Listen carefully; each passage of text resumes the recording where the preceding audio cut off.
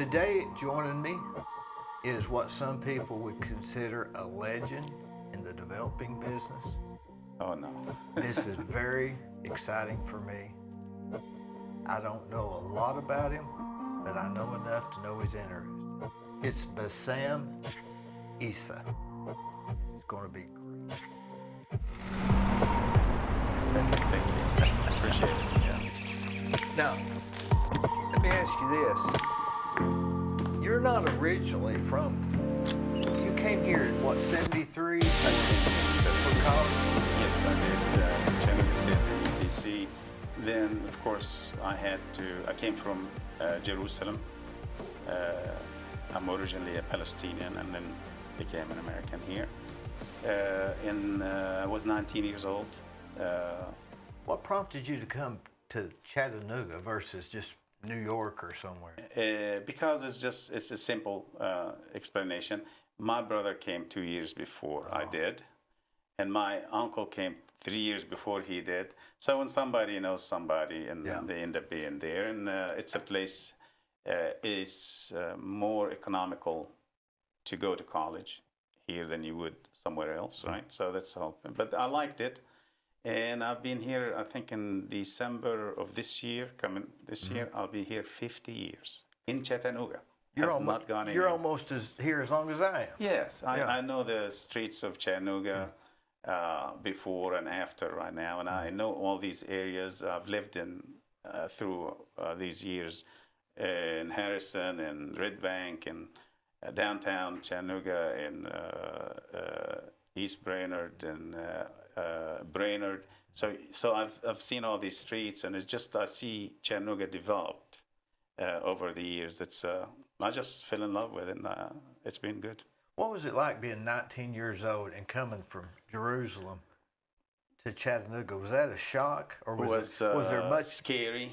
It's scary at the beginning. Yes, scary. It wasn't a shock per se because I knew here would be a great place to be, and as far as what's up here versus what's opportunity for me over there, but it's the fact that I had to get away from my immediate family, mother, father, and other friends.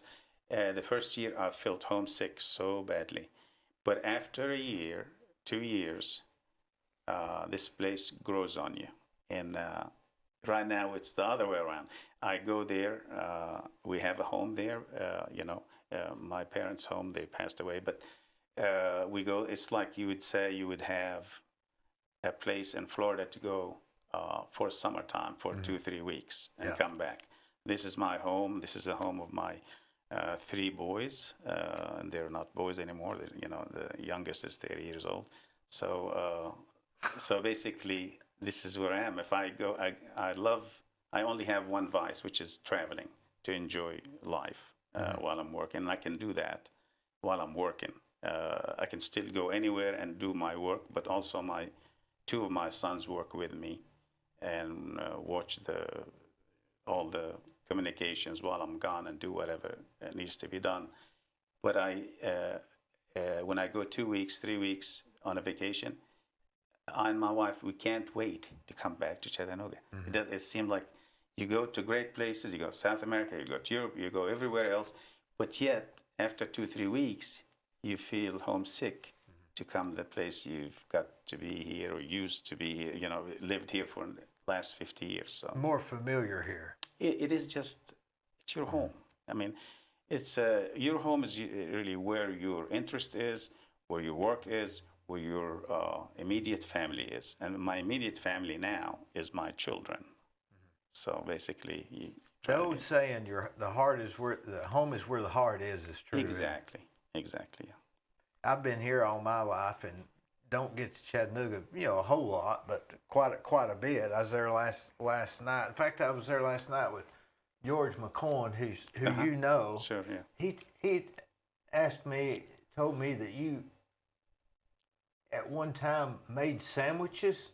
Well, no, it's not one time made sandwiches. We've actually, when after college, during college to make a living, of course. I came here with $100 in my pocket, so I didn't come from a rich family. So I had to work my way, pay for apartment, for school fees, for living, whatever. So I worked. I've been blessed though. From the very first year when I came in, after a few months, I was able to work at a hotel, Reed House Hotel. And I had a great job. It wasn't hard at all. It was like the front desk where you would, it's to give rooms to the people. And the Reed House was the elite hotel at that time. Yeah. It was the only hotel that's of any value.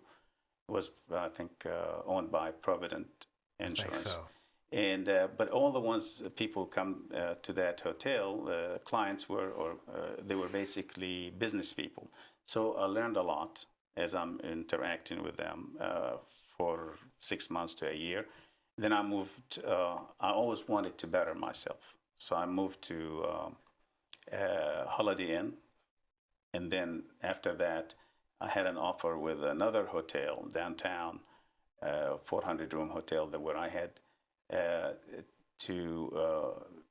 was a big jump at the time. Minimum wage was $1.90, and then they give you $2.25. Well, you think you're on top of the world, right? Yeah. And then they take out of that. Yeah, they do. But it was good money, better than today. $13. You could do more with it. Much better. Yes. Yeah, we had opportunity. Because I remember, I'll tell you a story. That when I worked there in these times, I had worked just 2 months in this third job, and I think this is blessing from God. It's always my way has been here. It's just opened up for me easily. I was a hard worker, but it's always also it's not just hard work. Hard work gets you in the door, but you have to prove yourself. So. The lady that was managing the resident manager of the hotel had to go back to Zaire's where she used to work. Zaire's, nobody knows. I remember. Now it's like Kmart at the time, and she gave 2 weeks notice, and just because I have agreed to work night shift twice a week, which was. Friday night and Saturday night, so it will not affect my college, right? I have learned as night auditor reliever. So I relieved the night auditor, which balanced the books and whatever at night from 11 to 7 in the morning. Yeah. Because of that, out of the 14 employees that they were in the place for years, the general manager found nobody else to give them the job but me. Now, jumping from maximum at $1.90 or $2.25 of maybe about 100, it would be monthly, basically $360. Yeah. Overnight, now it's a salary, it's not a wage, and it's $725. God, it's like double. Yes, and then you have the the privileges of being a manager. Where if you get sick, you get paid. It was the end of the top of the world for me. It's really great, and I worked harder at that. And then after that, I have worked 2.5 years there, and then I wanted something else. I never wanted to stay, even when it was mean to an end. It wasn't the career, right? Because it was college, right? So I still wanted something to learn more. So I moved to Shoney's Big Boy in the last 2 years of college. And as a manager there, they paid more. Now, instead of $7.25, it was $8.50. That's more money. But then I learned that business. I had learned the management in the hotel. Now I learned the food business. And they did a great program for managers at the time. Trained us so well, sent us to Memphis, pampered us in classes, everything else, put us in nicest hotels. So when I finished and got out, my mind started thinking of not going for engineering, working at TVA, or doing something else as a job, as a salary. I started thinking, because at the time, TVA were getting maybe 25 to 30,000 max for salary. Well, if you think I was just a manager here. What if I do business myself? So we opened restaurants, and now that I have experience, I and my brothers, we opened restaurants, which was the Glen Jean. Glen Jean. I remember when they were on Delhi. Shalford Road, right? Yes, but we actually bought 3 existing Glen Jean shops, which was only cold sandwiches.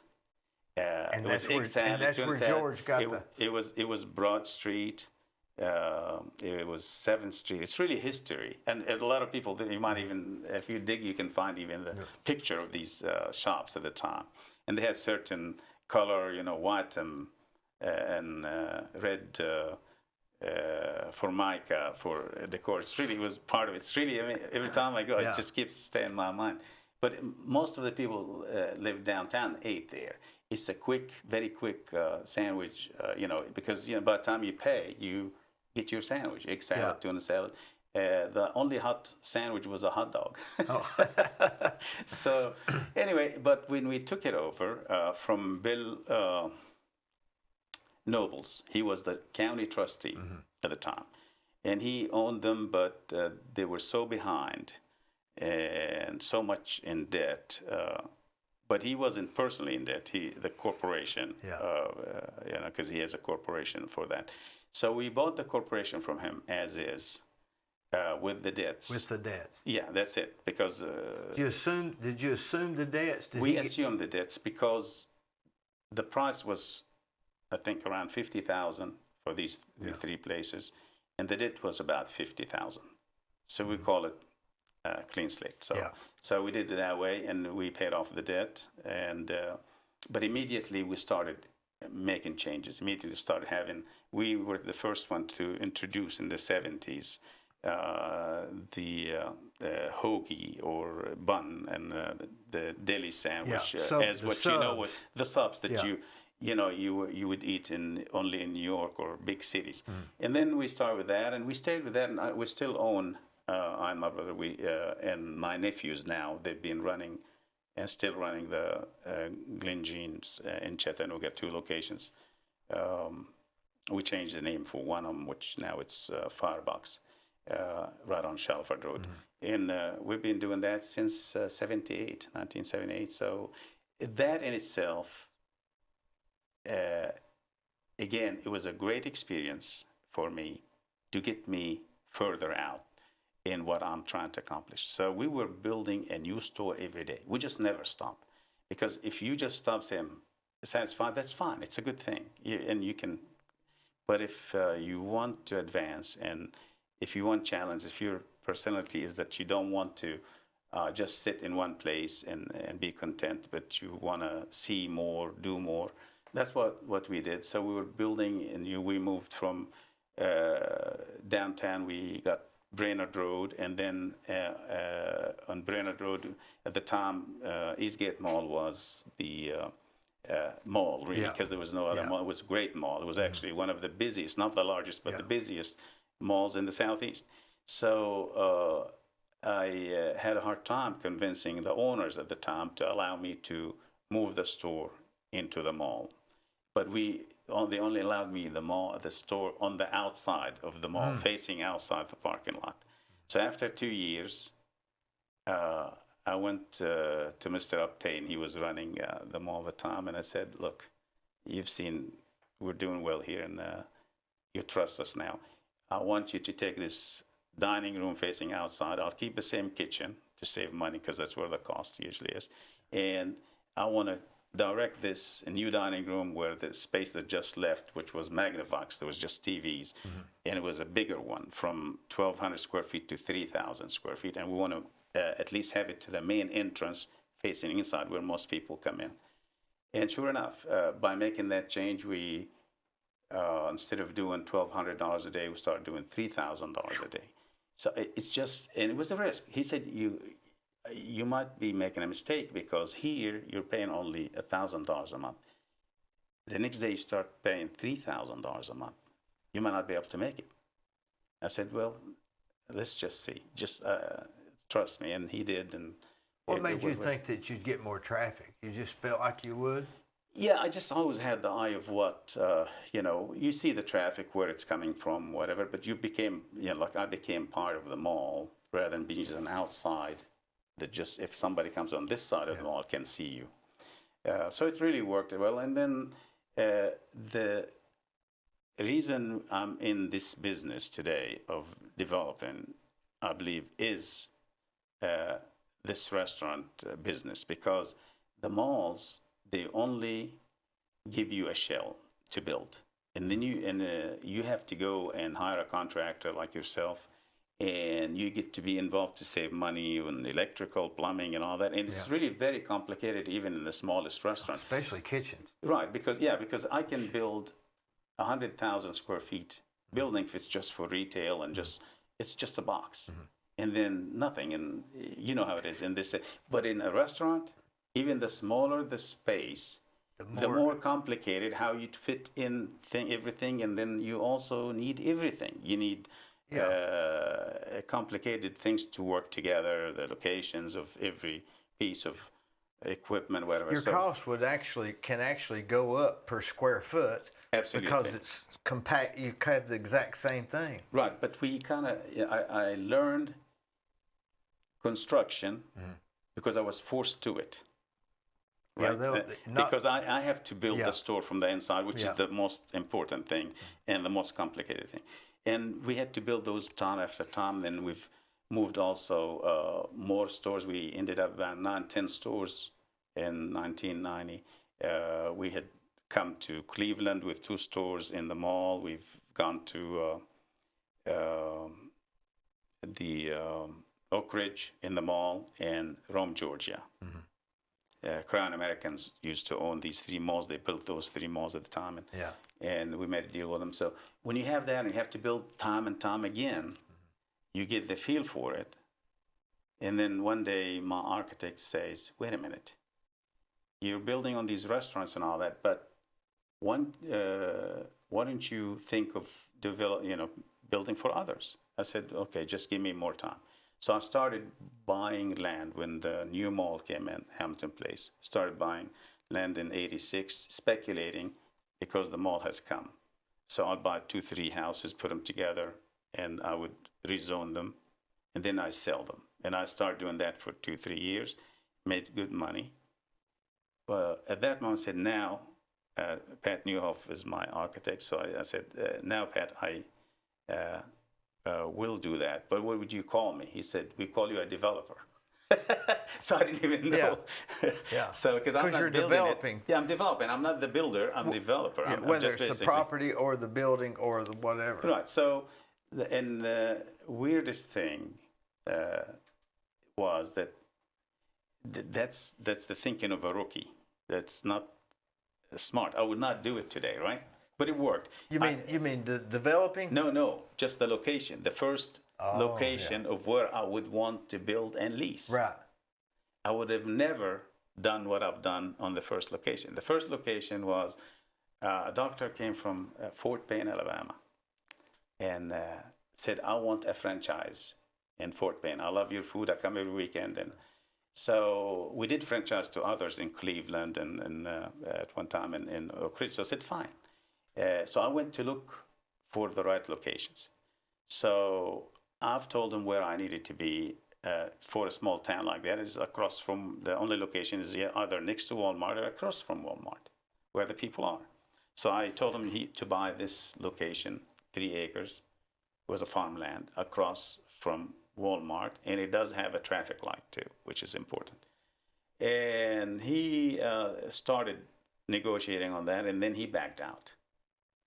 Didn't want to do it anymore.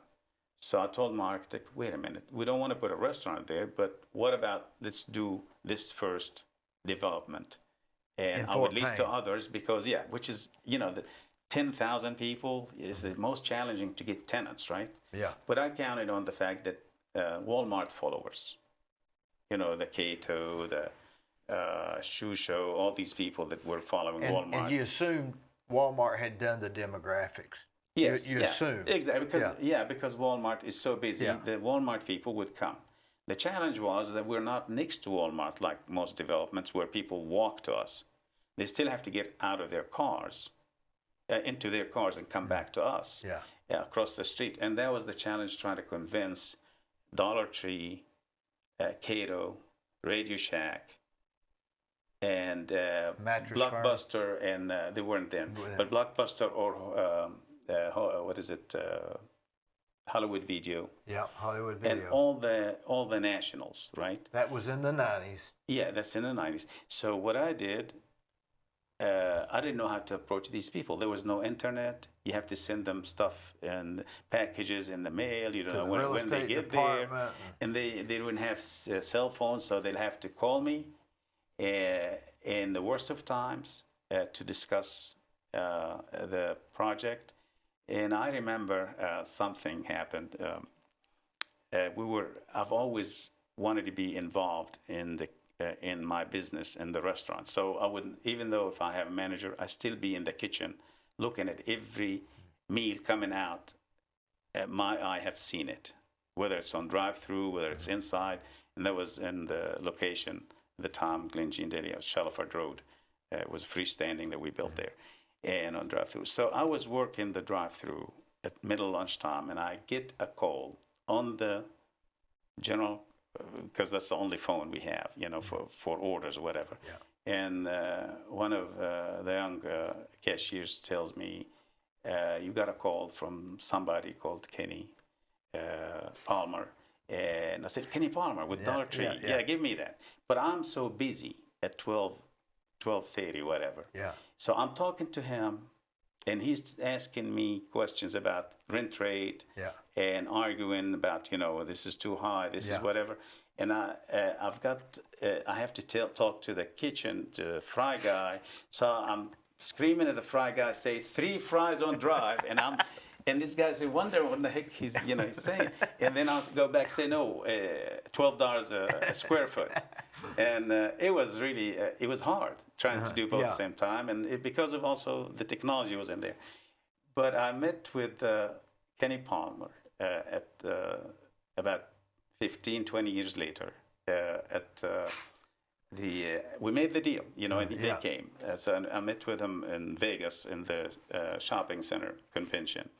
And he remember my name is it's you would remember it. Yeah. So as soon as he saw my name, he just started laughing, came and hugged me, and then we talked for a little bit. He said, "What is that 3 fries for?" He didn't ask me on the phone. So I had to tell him the story. 20 years later, he remembered. Yeah. Well, it's funny, So that's what it was. So when I was able to lease at 28,000 square feet in a little town like that, to national tenants for good rent and make good money, that opened up a lot of things. First of all, I had confidence. Well, if I can do it in this small town, then I can do it anywhere.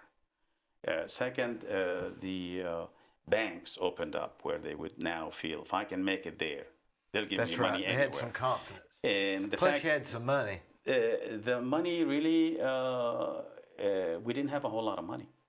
The only thing we were able to do, we created a little bit of money through flipping land. It was 2-3 years, right, on Gun Barrel Road. Just for buying some houses, making them commercial like that. But you're making quite a bit on that, because I remember that big rage. They were moving houses. Right. So what it is, we made money enough to buy the land where they would give us for construction of the, your regular 20%, 25%, you had to have that. Because if you don't have that, banks won't give you 100%. Yeah. But what the process of the whole thing was that something led to the other. The first one was learn how to be managing, dealing with people in a hotel. Then dealing with actual getting your hands, in the operation, which is the food and all that. Then using that vehicle of food forced me to do construction, to build my restaurants, that got me enough strength and knowledge to think of building for others and lease to them. And the good thing that sealed it up is that we were leasing from the malls, and the malls have leases this thick. So I'm on the tenant side, I'm the tenant, and I have to read those and know what goes into the lease and the complications. So when I started be the developer, am the one that giving leases. I know that now. So it's a process. So you just don't get successful overnight. It's hard work. It's wanting to do it, and just have the ambition to stay ahead and do new things, basically. It took all of those things being involved in to make you successful at what you're doing now. Yeah, and long years trying to do that. Do you think you have a sort of a sixth sense for trends? What's trending? I believe so. I can give you a good example of that. We started 10 years ago or 12 years ago doing things that, two things. One that other people are doing, but one that other people weren't doing, other developers were not doing. The one thing that we were doing, we realized the Walmart era, of expansion, Walmart era of expansion and all that, which we're feeding as our first stage of development, following Walmart. And Walmart loved us because at the time, being a small developer, I can make decisions daily, immediately, where other companies, they would have to go days before they make decisions with Walmart. And Walmart was first come, first served service, basically. If they have an out parcel land in front of their Walmart, they want to sell it as soon as possible. So if somebody comes in, they didn't have preferred developers like some other companies. So if you come in and you show a site plan and it makes sense to them, they will sell you the land. But you have to be true with them. If you say in 3 months we're going to buy it, you buy it. If you don't buy it and you start asking extensions, they'll mark you up. So that's what I did. I have a great architect, very receptive. So when I approached the first time, approached Walmart, they asked me of these rules. I said, fine. I was able to make the site plan immediately, the same day, with my architect. I overnighted it to them. They liked it. I got under contract on that Fort Orthorpe in front of Walmart. That is right now still our shopping center there, where we have Starbucks now and AT&T and all that. Yeah. When I did that, Mike, the excess property for Walmart manager, he is a manager for that, he started reaching out to me first, immediately, because he knows that I can do it quick. So I was like, without being officially his preferred developer in this area, I didn't want to go anywhere too far away. Dayton, Fort Orthorpe, Utua, all that. I'll do all that. If they're opening any of their stores, I'll buy theirs. So with that, I went one time to Nashville, did one with them for Nashville. But other than that, that made me do what I needed to do. But then that dried up. When it dried up, and they quit building, so I saw that coming. Before that really dried up, I started saying, okay, let me just feed off the mall and start building on Gun Barrel, 153. And that's how we started, more a new thing. And that got us in a better and easier situation, because now with these two streets, Gun Barrel and Highway 153 near the malls and where all the big boxes are, and 2 million square feet of commercial in each one of them, that's where all the big tenants want to be. And so they start reaching out to me to the point right now, I would say they all have brokers, national brokers, and mainly in Nashville. So most every national or regional tenant, they would like to go through basically brokers for each state. So they would put for Tennessee a location and reach out to these, like the shopping center group, which is one of many in Nashville. Those guys got to know me, and I can deliver. And also, if I don't have a location and they have a tenant wants to have a location on one of those two streets, they would call me and say, can you get us a land, buy land, do that and do that? And I would go and I do it in record time. So they don't call anybody else. They would call me first, unless I say I can't, and they come to me. So that brought what I need. Is the tenants always there for me? All I have to do is just find land. Well, that's huge, isn't it? That's the thing, but it's a process. Yeah. It's not. It doesn't have. I mean, they didn't know from Adam at first. Those I was very unknown, with these brokers, but it's just the element here is that how to be true with people, honest, and also to be wanting to help them, and whatever you promise, you do, or even do a little bit more.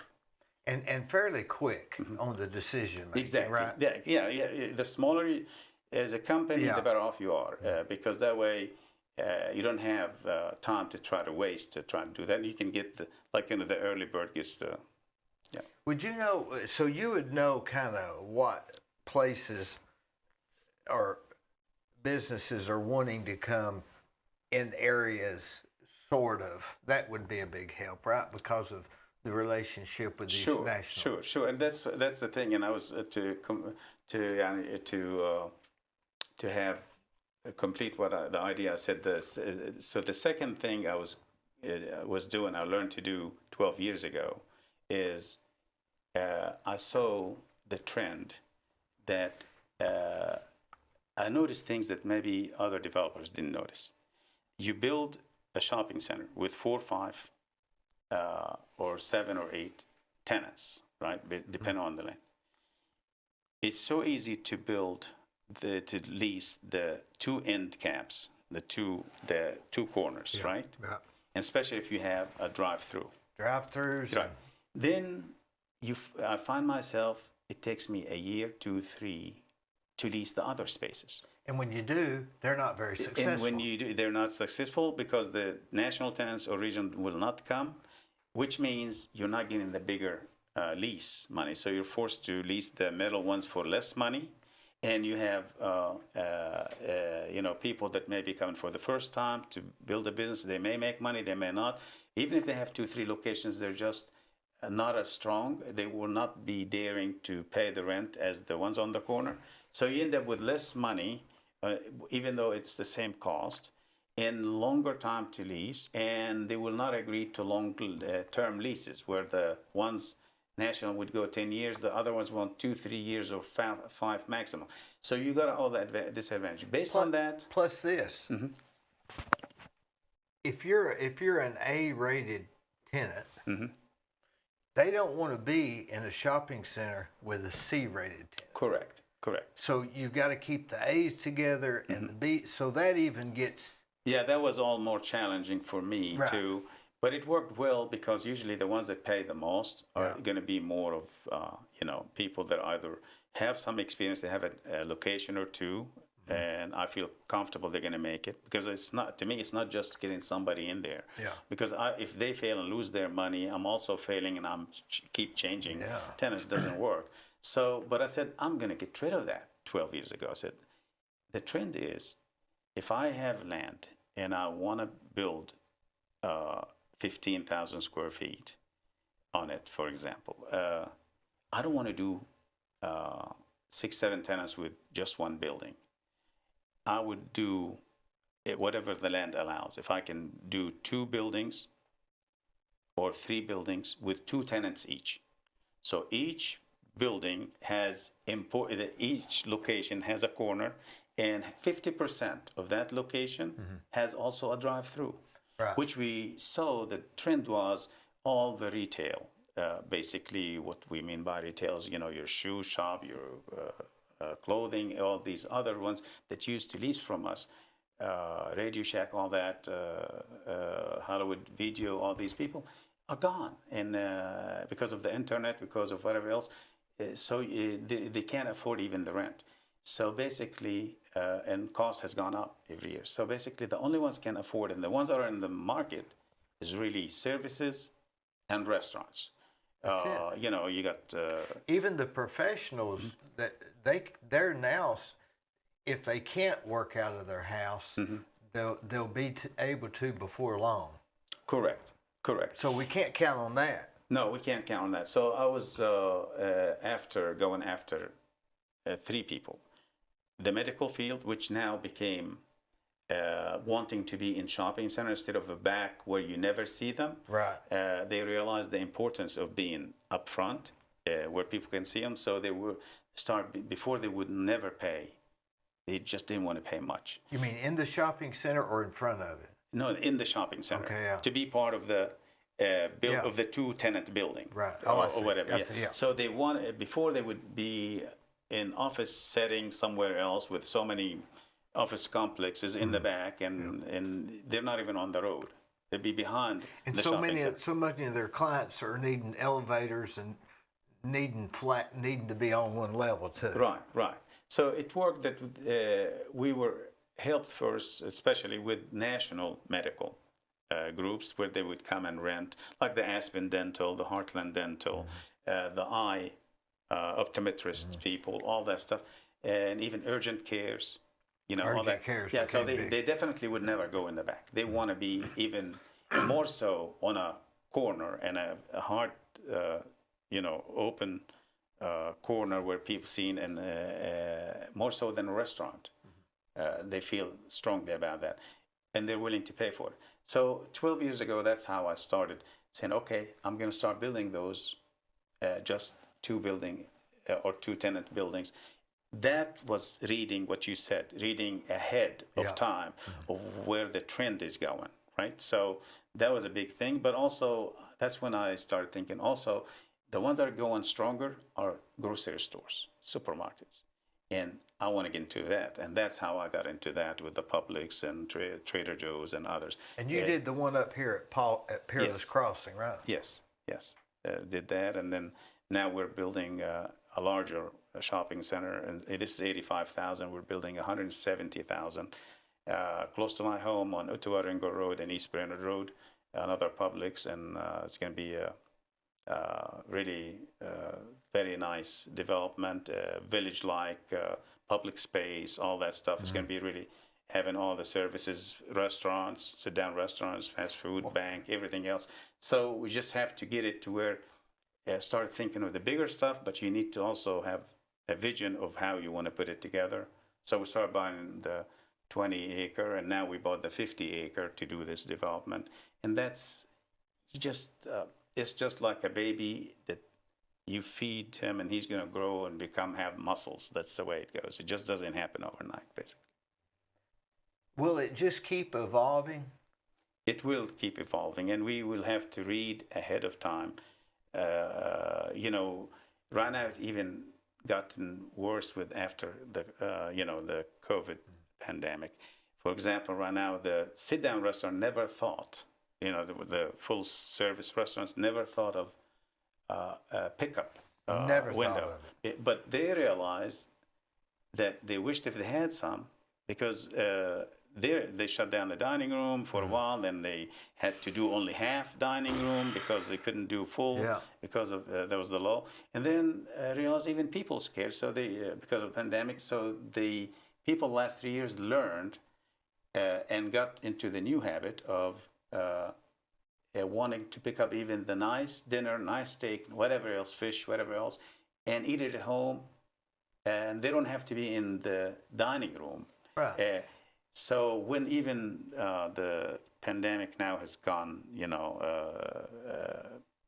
mainly where people going back to the restaurants and not afraid of pandemic as much, they're busy inside, but they still, instead of maybe it was 1 or 2% of their sales, somebody would come and pick up the food and go. It became now 20 and 30%. And it will never go away. We have learned to, as Americans, to just come, and also we don't have just to come and eat a steak inside a restaurant. We can also pick it up by, especially technology, and you just go online and do it and just go pick it up. And it'd be so nice for that full sit-down restaurant to have a pickup, so the person does not have to park in the parking lot, get inside, get it, and get out. So because they're trying to avoid people, or they're in a hurry, or they wouldn't be doing that. Mm-hmm. That's correct. So by having them come inside, you're almost defeating the purpose. Exactly. So that is evolving thing. Starbucks, even, they always, for the last 30 years since they started, whatever, they were always stressing on the Starbucks culture. You go there, people sitting there enjoying themselves, and that's what they were telling the story, is that we are not, McDonald's does have the same iced coffees, whatever, but we're different. It's the atmosphere, It's the people. Even they have their own music. They'll have That's the right. music. They'll sell you the Yeah. music things there.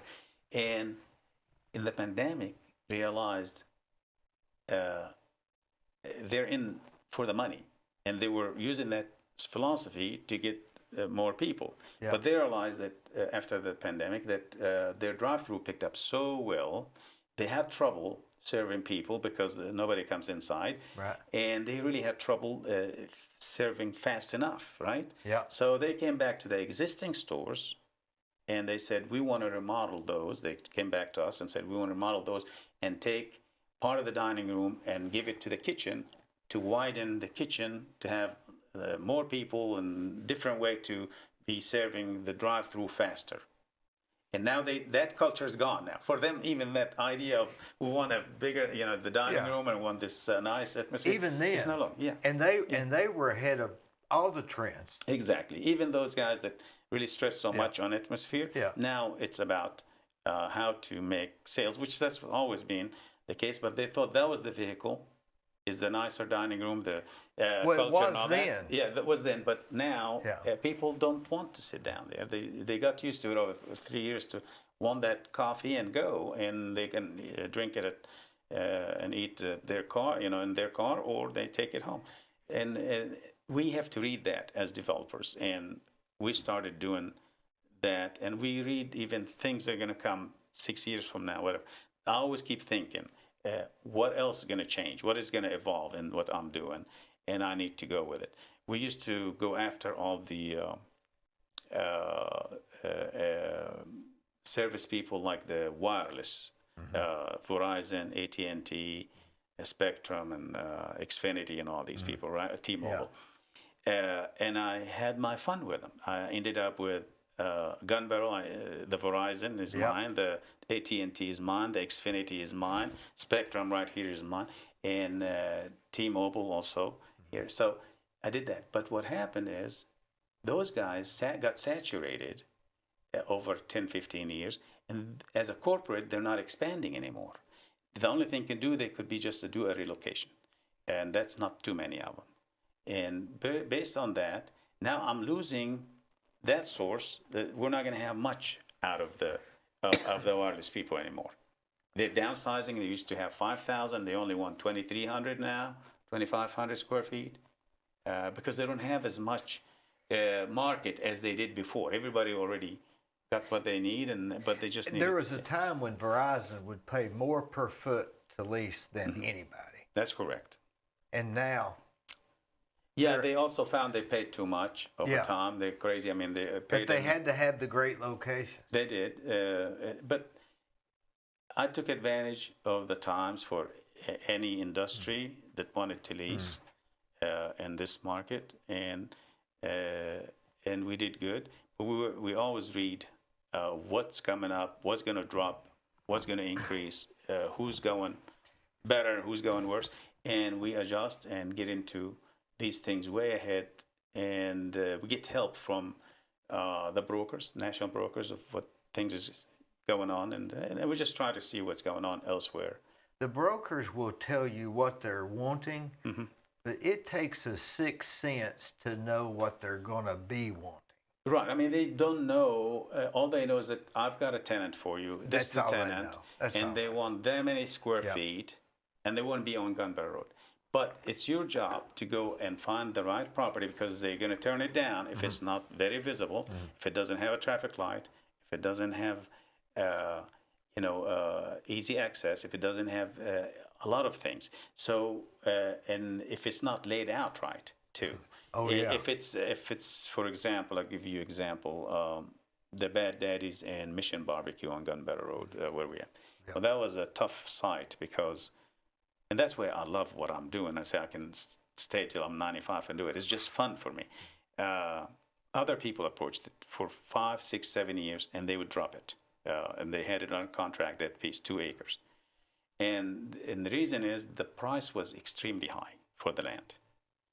And at the time, I came in one day, and I said, look, to the owners, they're great people too, they're friends now.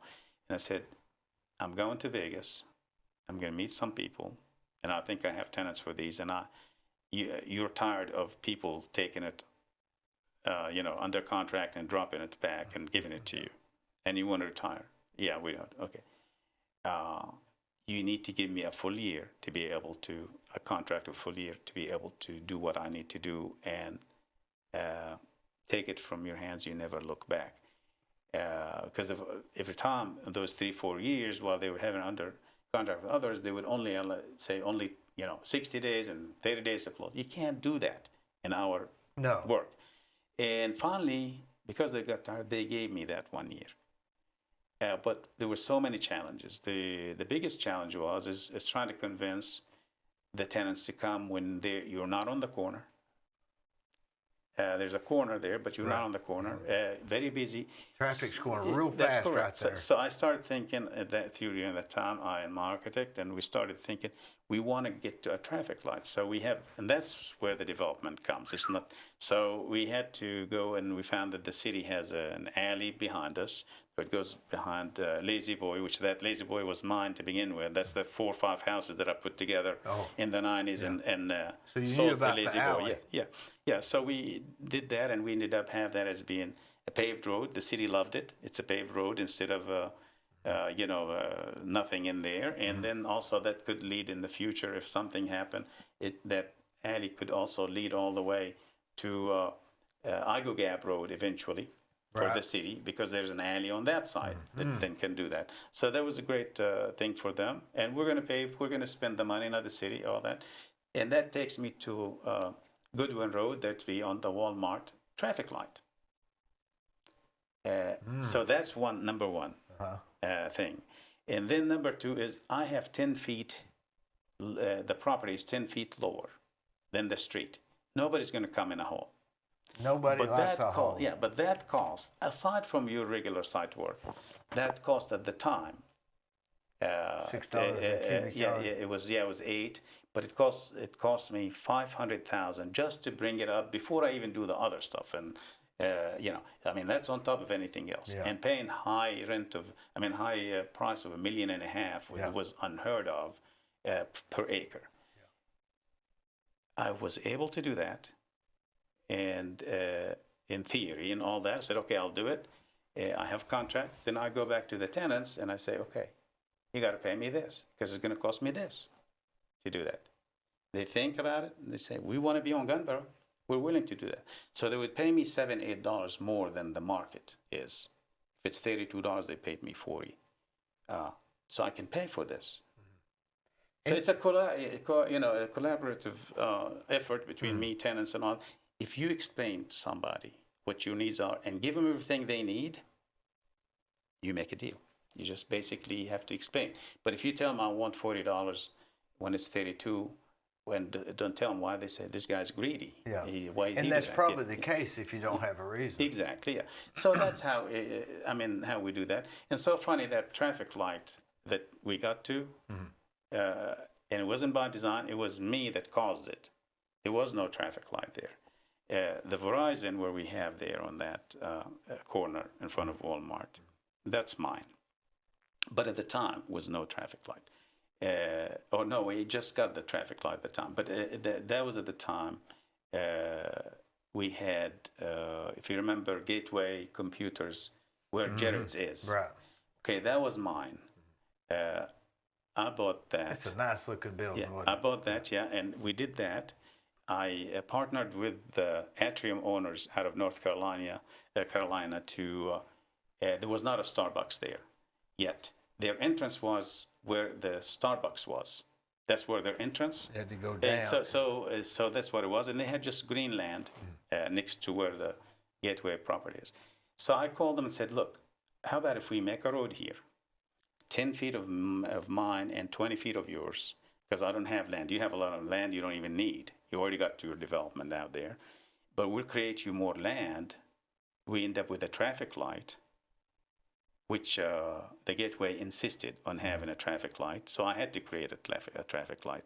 So I basically developed that road that goes between Starbucks and that. And I went to the city and I told them we needed a traffic light here. They said, yeah, fine, go ahead and get it done. We'll allow you. I said, I'll pay for half of it. I and Steve from the atrium said, we'll pay for half of it. You pay half of it. They said, no, you do it. So I told Steve, said, now we have put that new road and we know this is a road that needs to have a traffic light. And you improved your entrance being across from Goodwin where nobody has, because he said they had a lot of traffic accidents, being one here and they don't know which one's going to go out first. Yeah. And he said, no, it's already been improved. It's fine. We don't have to do that. And 6 months later, the traffic engineer called me and said, yeah, the city will be willing to pay half of it. But at that time, I've sold the property after I developed it. I said, now you go do it yourselves. Yeah. So the city had to put all the money and did the traffic light. So that's the traffic light that I ended up having the city alley to come to get to that. So it all worked out. It wasn't by design, but it was just it so happened to be that same traffic light. There's some luck involved with that too, some right? luck, yeah, some luck. Of course, also the owners of Atrium ended up having enough land now to do Starbucks. So they enjoyed that. So that thing. So everybody won, you know.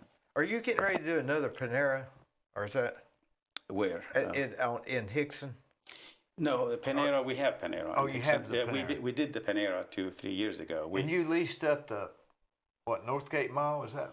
Yeah, we've, I bought the Firestone at the time from that big companies, Simons. There's one of the biggest companies for malls. They only had JCPenney and that Firestone in Chattanooga, and they had it closed down, both of them, for 40 years. Didn't know what to do with them. Yeah. And I bought that from them and ended up having, on the Firestone, I ended up doing 2 buildings, like what I said, 2 tenants and 2 tenants. And then the third, because I had enough for 3, a third one I kept it as a ground lease for future tenant. And surely enough, last year we got a lease, a ground lease where Miller Ale House, which is the sports bar, has come in and put that third building there. So we've got those. We've got Panera, we've got Buddy's Barbecue, we've got My iLab and Buff City Soap. But everybody's happy because everybody has a corner. 2 of them have a drive-through. Again, it's that same concept that we always talk about. That's right. Yeah. Everybody wants a corner. Exactly. Yeah. And nobody likes to be down in a hole, I've noticed. Yeah, because you're in the middle, nobody sees you. Yeah, that's exactly. Now, so I'm giving my secrets to people to go do it. Well, they still got to go do it, and right there is where the idea is the easy part, right? Exactly. So I've always told that to everybody, even other developers. Yeah. I give them that advice anyway. I don't think of other developers as being competitors. I actually have the greatest relationship with developers. There's plenty of land, there's plenty of tenants, and we can, cooperate on doing whatever it takes. Have you noticed, if some of these places that have had old buildings vacant for a long time, there'll be some things come along, because these commercial buildings, they'll tear them down because they needed 6 more feet for the dining room. I mean, that means nothing to them. Mm-hmm. That's correct. But sometimes there'll be a business that will go inside of an existing commercial building that seems to work good. Sure. Like in Chattanooga, that old gas station I think it's a biscuit place. Yeah, we had. What is the name there was of a that? There was a car wash on East Brainerd, and they used it as a drive-through. That line for that. Genius. And it's actually better because it really even if it rains, Yeah. if it's hot, if it's whatever, they're in good shape. Yeah, that retrofitting building is a great thing. We did that on a larger scale. The old Kmart in Hickson. It was out for 4 years. Nobody could do anything with it because Sears owned was still Kmart at the time. They owned it at the time, and they wanted a ton of money for it. Nobody would touch it. And the dumb me, I always pay high price. So I agreed to it.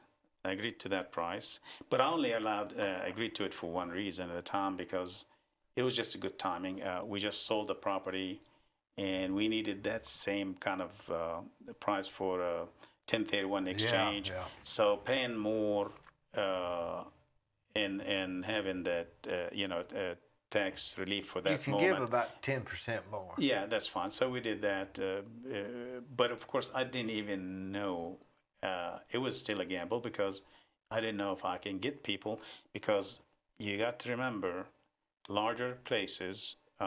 That's part of the trend that has changed altogether.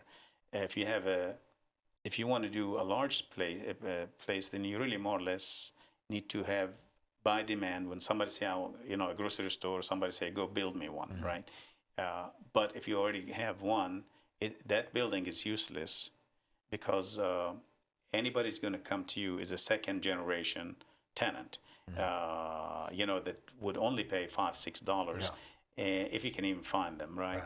And that pool became so shrunk that they were everywhere before. In the last 15 years, those buildings like Kmart and other things that got empty on these roads, and you can't do anything with them. And it's hard because there's not any larger space. Everybody wants small spaces. Plus, if you decide you're going to make them into smaller and do the demising walls, it doesn't work with the bar joists, the heat and air. It's not only that, but chaos. you've got a 300 feet deep Kmart. Who needs 300 feet deep? For smaller spaces, you can only go 80.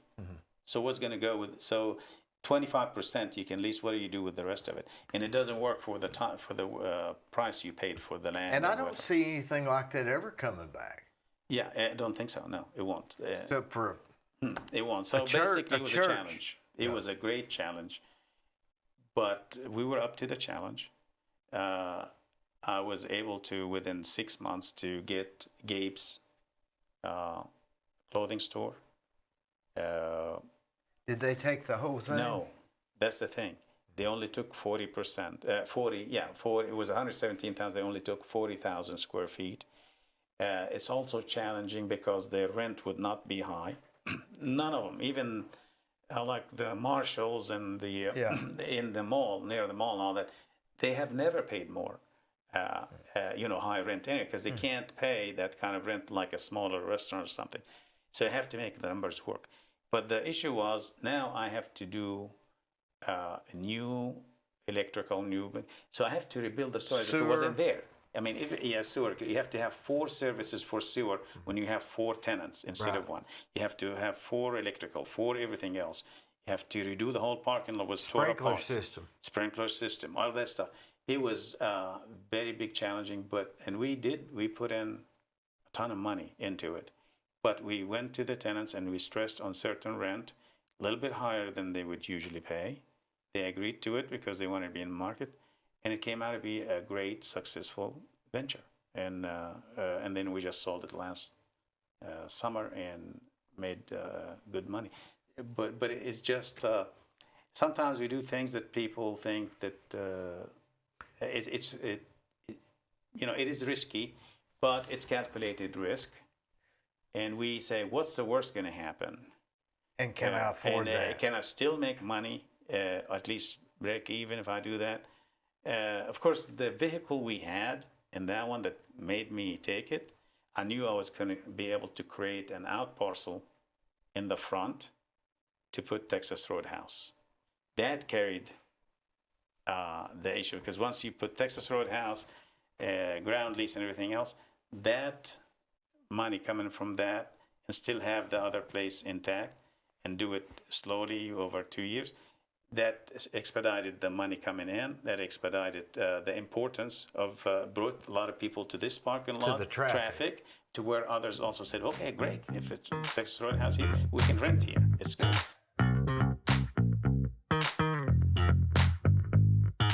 Let me tell you about Capstar Bank. They're located in Nashville, Hendersonville, Gallatin, Athens, Madisonville, Sweetwater, Etowah, and in Cleveland at 950 25th Street and 3855 North Ocoee Street. I've used them. I like them. Give them a try. They're no problem.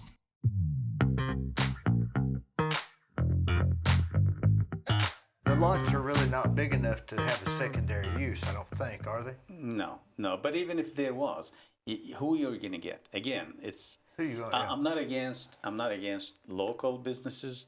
At least about in general about 10% of my shopping center go to local businesses. But usually the local business that we use is usually they have experience. They have opened another one, and I think that's so important for us and for the tenant is to know what they're getting into. I get so many tenants to call me on these developments, and they be first time. They like to open a restaurant, or they like to open a hair shop, or they like to open whatever. And the very first question, do you have another store?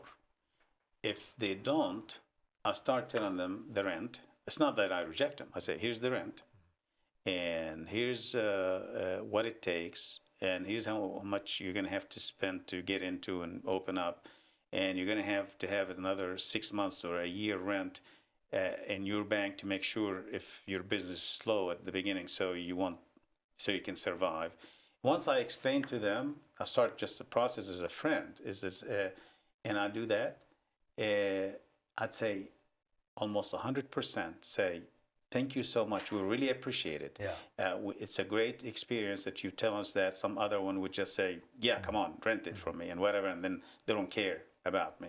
But this is great and eye-opening, and that's just, I want to make sure whoever gets in there, at least reasonably sure, that they are going to be successful. If they're not successful, it might be all, they might have the money bringing against their home, against whatever. They had everything they worked for, and then 6 months down the road or 2 months down after they opened, they found that they made a huge mistake.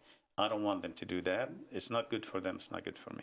Do you generally get a personal guarantee for the lease, or do you let the corporation be the guarantee? Corporations don't give personal So guarantees. do you try to get one, or what do you No, do? there's no way. You cannot even. Sometimes?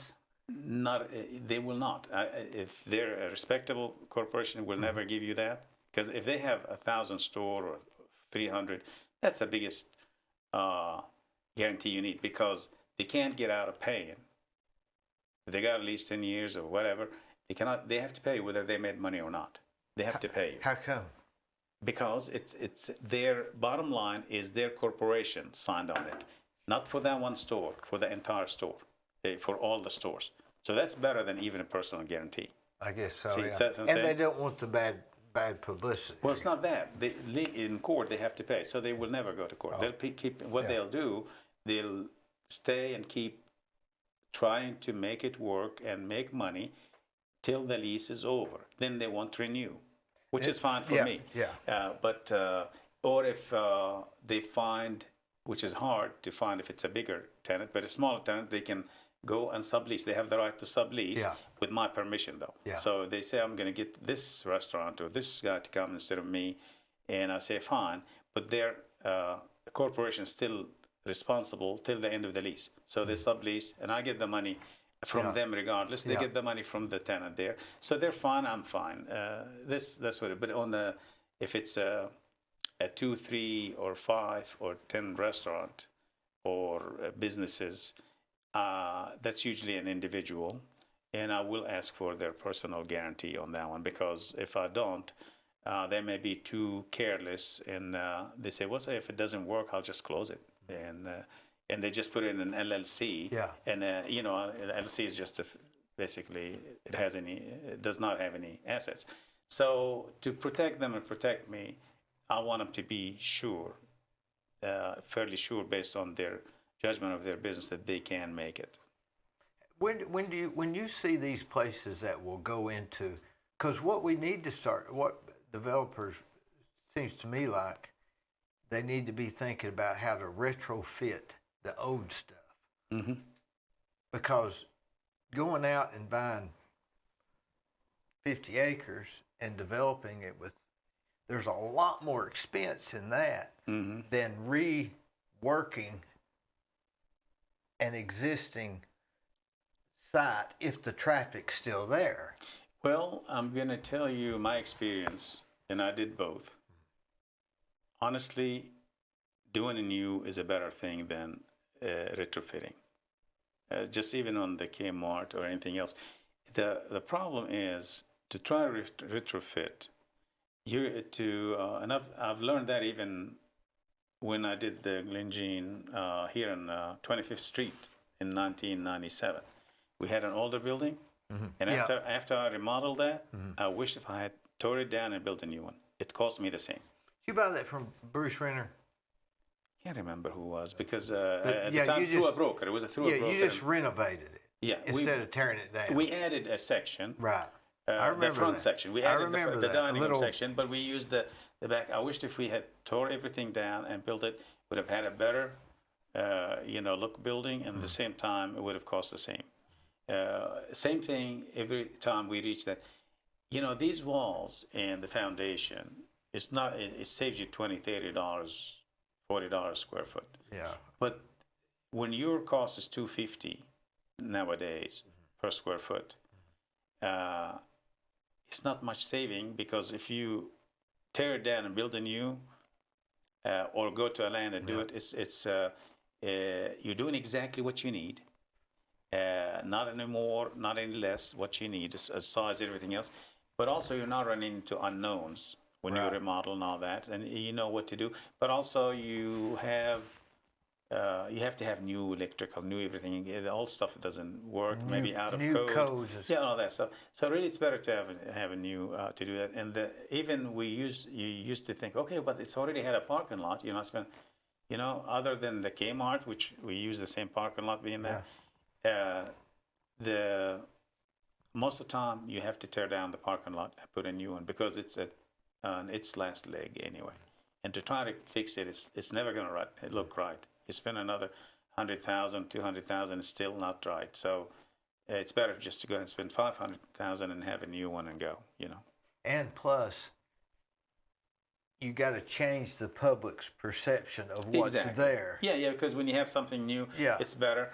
But even the Kmart, I tell you what to do, because it was out of code in the sense that big ugly parking lot that they used to build, not having one island, not even one tree, all that stuff. Yeah. We were forced, even though retrofitting, you had to cut it out. The city forced us to do 22 islands in that parking lot. And 22 pole lines.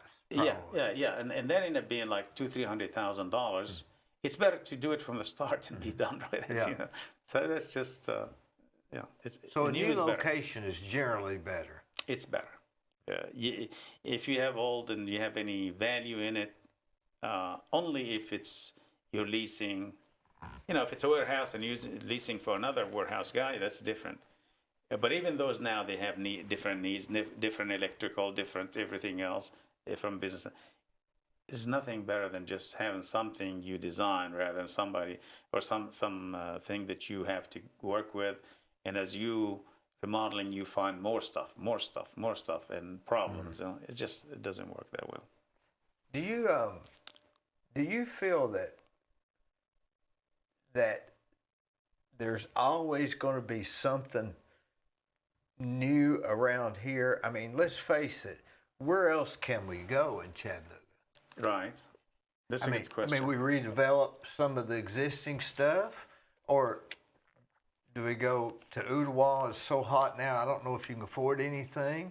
Do you go out towards Charleston? Do you go out Georgetown Road? Do you go out 64 Highway?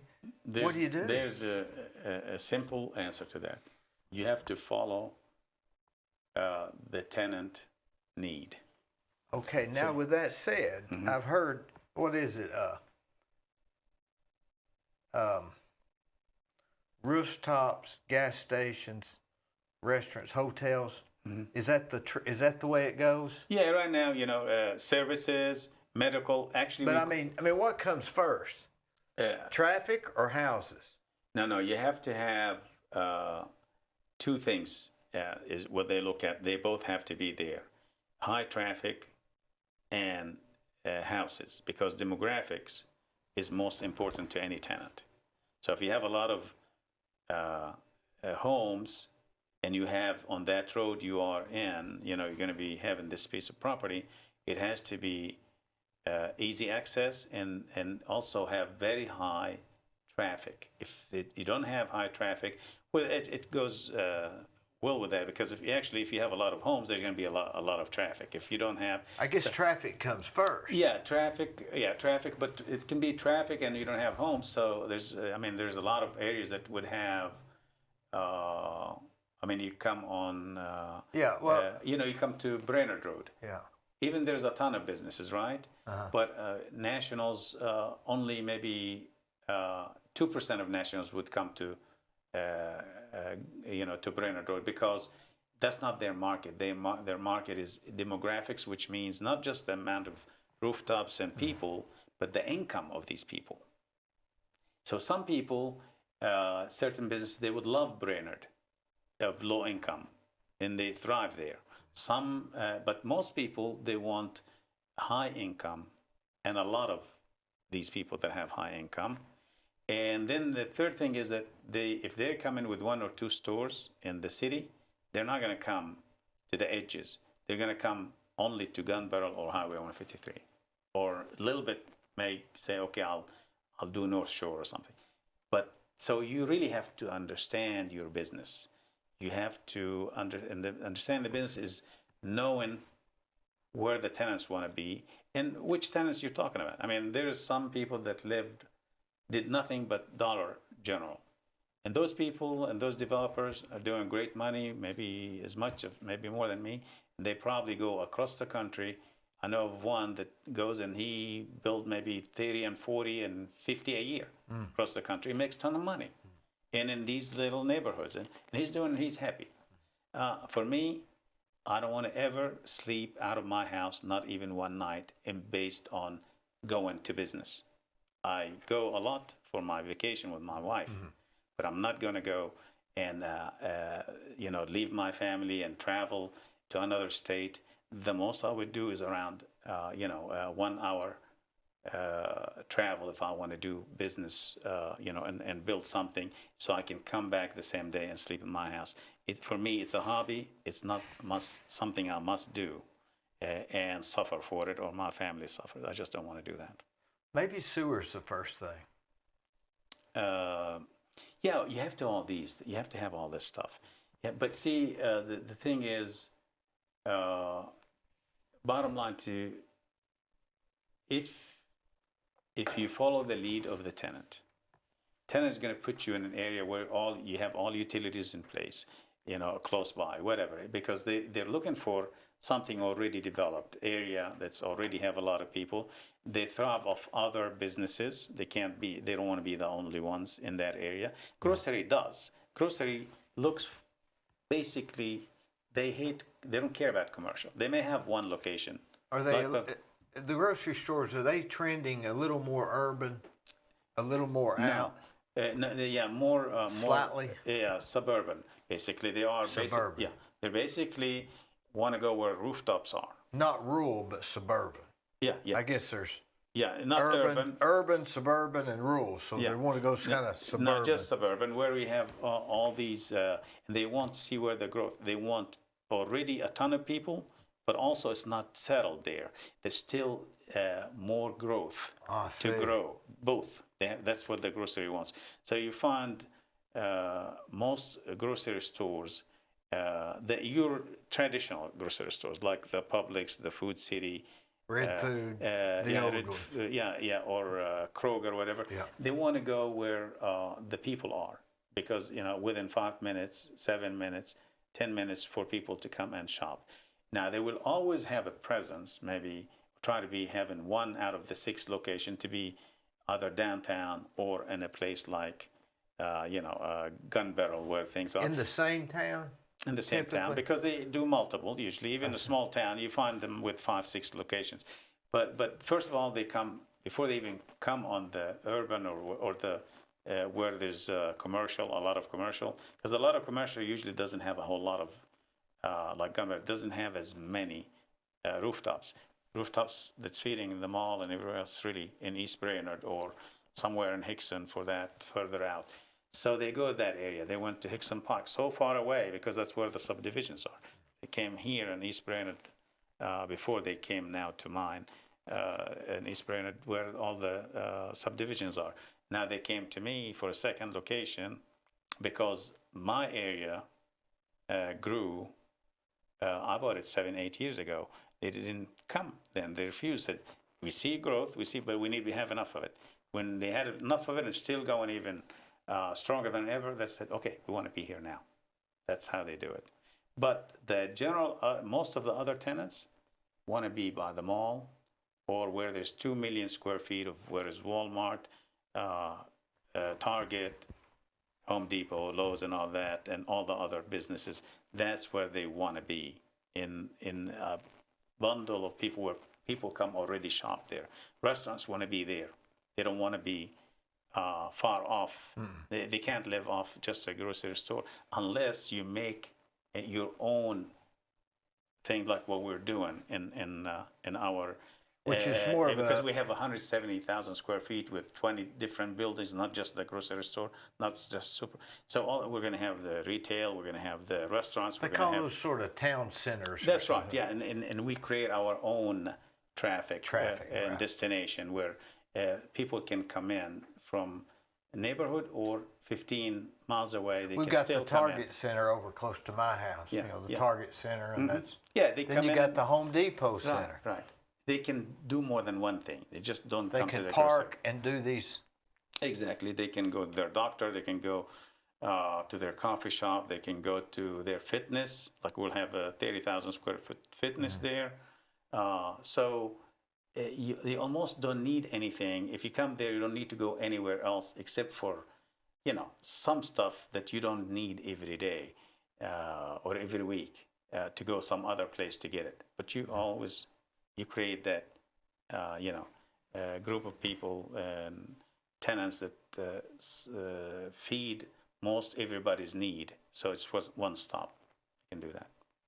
Do you work out? Yeah, I do every morning. You're in very good shape. Well, thank you. And I'm old. I'm 68. I'll be 69. Is that right? Yes. What's your workout routine like? No, I'm not. I don't even go to the gym. I'm always out of the box kind of guy. It's just so. I get up in the morning. About what time? About 5:30, 6 o'clock. You set the alarm clock? Yeah. Or you just get up? I get up, but I do set it up. And I pray. Being a Muslim, I have to pray before sunrise.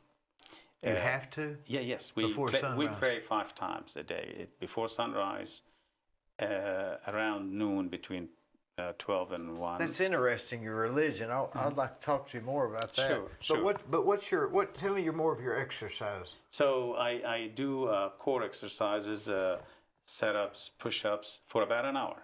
An hour? An hour. Set-ups, push-ups, crunches. Do you stretch? Stretch first. The very first 10 minutes stretching before I do anything else. And then I stretch after. Any yoga or just stretch? Yeah, at the end.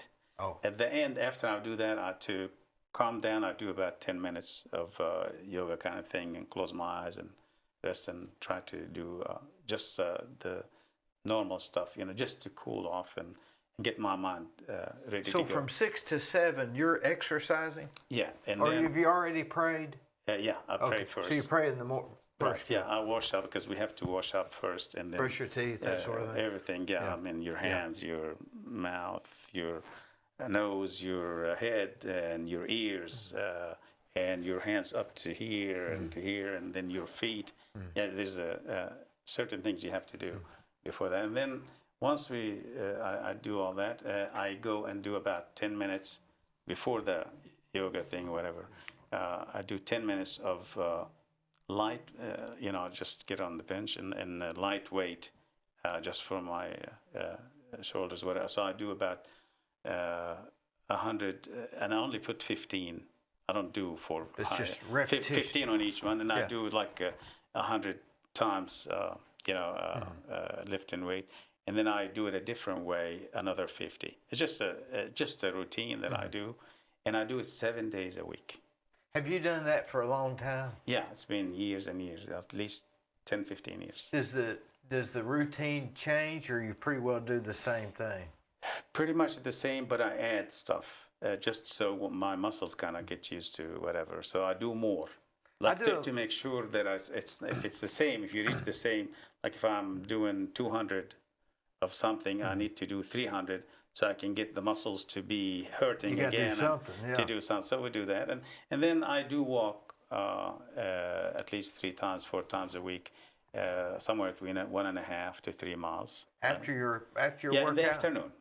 Oh, In the afternoon. that's separate. That's separate. That's more of a, That comes in where I would go, either I do it indoor if I were not going anywhere, and I do it because I have a big house and I can go, and I use the stairs as part of it. So to be hard, so I would go around inside the house. so you all walk around, like inside the house, in like the you house, got yeah. a track in your house, sort of. Yeah, and then I each time I get to, we have double stairs, so in the foyer. So I go up the stairs and go down. So I got 32 steps, and each time when you do that for 1.5 miles, you really have a lot. You actually, your feet Yeah, can they'll feel feel it because you're going on like stairs will make you feel it. yeah, every 1 minute you're coming up stairs again. Do that. So it just kind of keep me in shape and feel good. And sometimes, like when the weather is good, I and my wife, we just go down downtown. We go to park at Whole Foods and go to Coolidge Park, get on the walking bridge and go have coffee. That's 1.5 miles, 2 miles. And then after we have coffee, we walk back. That's another 1.5 miles. So that's about 3 miles. It just, and that, my time allows, my business allows me to do that. In the mornings when you work out, do you listen to music? No, I don't want to listen to anything. I want quiet. I want what I'm going to do and concentrate, but also I don't want my, to be thinking of anything else, just accept what I'm doing. And I think that relaxes me more than trying to listen to music or news or whatever. It's just, I By found 7:30, are you? Yeah, actually, I take a shower and all that. So really, by 8 o'clock, I get to eat. I make my own food. I like to do my own. My wife cooks my dinner and all that, but I eat different things, certain things, healthy things in the morning. So I do that. Like oatmeal? No, not really. I make some of the hummus. Hummus, yeah. Or hummus. I call it hummus. Yeah, whatever. Or all of these things we've got stuff. Maybe sometimes one day a week only eggs. I'll do eggs, other boiled eggs, something. I don't eat them every day. So it's basically good. I'm not limiting myself to what I can eat. I eat a lot of different things, but I eat different things every day that are healthy and good. And then while I'm eating, that's when I sit in front of my TV or iPad, and then I listen to the news, see what's going on for that 30 minutes, and just while you're eating. While I'm eating, just and then about 9 o'clock, Out on the road. No, I get to my computer. That's it. You don't have an office somewhere. You just it's in the house. I've always done everything I've done I have 2 offices in the house. One that I say, and then I also one upstairs. Near the playroom. So I stay in that one, and my son also comes in with me and work for those 3-4 hours with me. I let him do all the bookkeeping, everything else, and then also he answers. We work on my 2 sons out of one email. So if I'm gone, they're watching my email. So they may answer, and people think it's me. I do the same thing. I get email replies, and I can watch it on my phone what they're replying that I said. Right, exactly. So I can know. Yeah, we're on the same wavelength. So they even get to where they're answering them like I would. Right. Yeah. Exactly. Yeah. And if they want something, they can text me, call me, and I say, answer this way. Because sometimes I get a call and they don't know about it from a tenant or a broker, and then I say, okay, we'll do that. And they send an email so they don't know what's about. So I tell them, I would just get that for them, or this or that or the other. So that's. Now I have routines in the mornings, but if I get a call in the morning, or I get up, first thing I do is check my phone, and if something's leaking or something's broke or something, you can forget me working out. I'm out the door trying to solve it. How do you turn that off? Okay. So first of all, I try to avoid looking at my phone till I finish exercise. Okay? That's a rule, because I don't want to end up, if I'm exercising while I'm worried about something, it's not a good thing. especially, you're talking about 6 to 7. Even if you want to reach out to somebody, go get something done, they're not even, Good awake point. or something. Good point. So Yeah. I just Yeah. leave it till about 9 o'clock. I look at my emails or texts, and if somebody has a roof leak, I just text the roofer that takes care of all my You kind of use the same roofer. same roofer to do everything. And my contractor that does all the new stuff, he also, if I have something for the existing, I'll just text him or call him and say, would you go and get that done? For the paving, if a sign has been hit, like maybe a sign in the parking lot And where leaning somebody over, hit it yeah. and lean over, I just text the guy that fixed those, does the paving and all that. So I don't really, I can be, and I've done that when I was in Greece 2 years ago, or like 3 years ago, when I was in South America, even though, because most people don't email where my sons would see, they would text me. They don't Right. like that, because I am on know first it. time basis. Golly, that drives Well, me. you have to tell your tenants your phone number too. So basically, Got I to. just, even if I'm there, I just text. I don't even tell my contractor or anybody else that I'm out of town. They think I'm even in town. Yeah. Anyway, I just text them, do this, do that, and they just go take care of it. And so I'm managing all my shopping centers, and yet it won't take more than a minute or two a day from me. Sometimes nothing, because we only get that kind of call maybe once every 3 weeks, a month, if it rained hard or something. So even the management part is so easy. It's just, we did it in a way that it's truly a hobby, that I don't have the anxiety of everyday business. How about 09? About what? 2009. Yeah. Was it tough? No, not to me. It was tough for a lot of people. 2009, we had 100% leased properties at that moment when that happened. So, and all these tenants were national or regional, so they paid their rent. I wasn't worried. They could make it. They can't get out of it unless they shut down as a 1,000 store, whatever. So nobody luckily shut down from the tenants that I had. So basically, it was business as usual. And I was the only one in 2009 that I know of in Chattanooga that went and bought land, and the bank agreed at that time, because the banks were on lending at that time. They kind of shut down. And I know that at the time it was Gateway Bank, which is First Volunteer right now. They're the main bank. I use five banks, but there's the one that I started with, and I still use them for like 50-60% of the time. And I told them I want this property.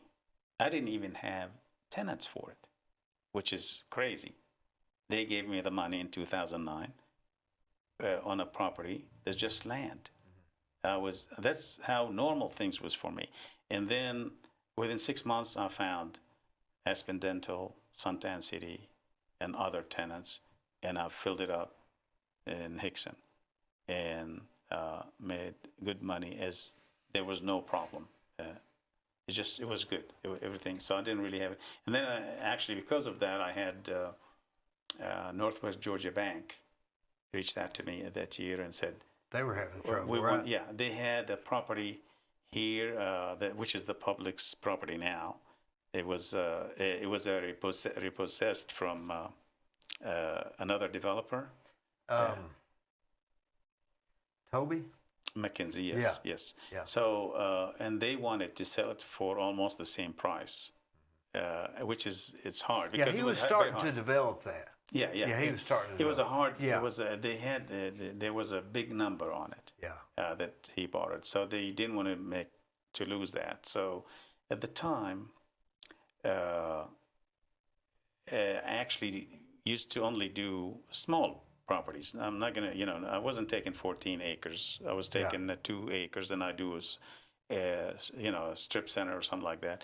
And they came to me, and I was the last they ever reached to me. They went to every developer just about in town, even though I have put them in another location. Not only put them in another location in town, but also put their prototype of how they should look with my architect on Shalaford Road when I bought 5 acres from Home Depot. Yeah. And I convinced them to come in that location. And it was a great location, still is. Of course, they got bought by another company. But at the time, they for some reason forgot about me to call me to see if I wanted it. And when they went, so many people, they said, no, it's bad time. We can't do that. The last one they called was Larry Armour. Larry. And Larry Armour said, call Sam. Call Bassam. And he's the one that led them to call me. We have a great relationship behind Larry. I think Larry was friends with Toby during that time too. Right, but he also he knew the bank and they needed so basically I bought 2-3 properties from being developers, both of us. But I still bought 2-3 properties from Larry. I'll buy some more too. Yeah, he's a great guy. Yeah. So but anyway, so they came and said, why didn't we think of you? So I sat down with them, and we made. I put my conditions because I didn't want. I'm not.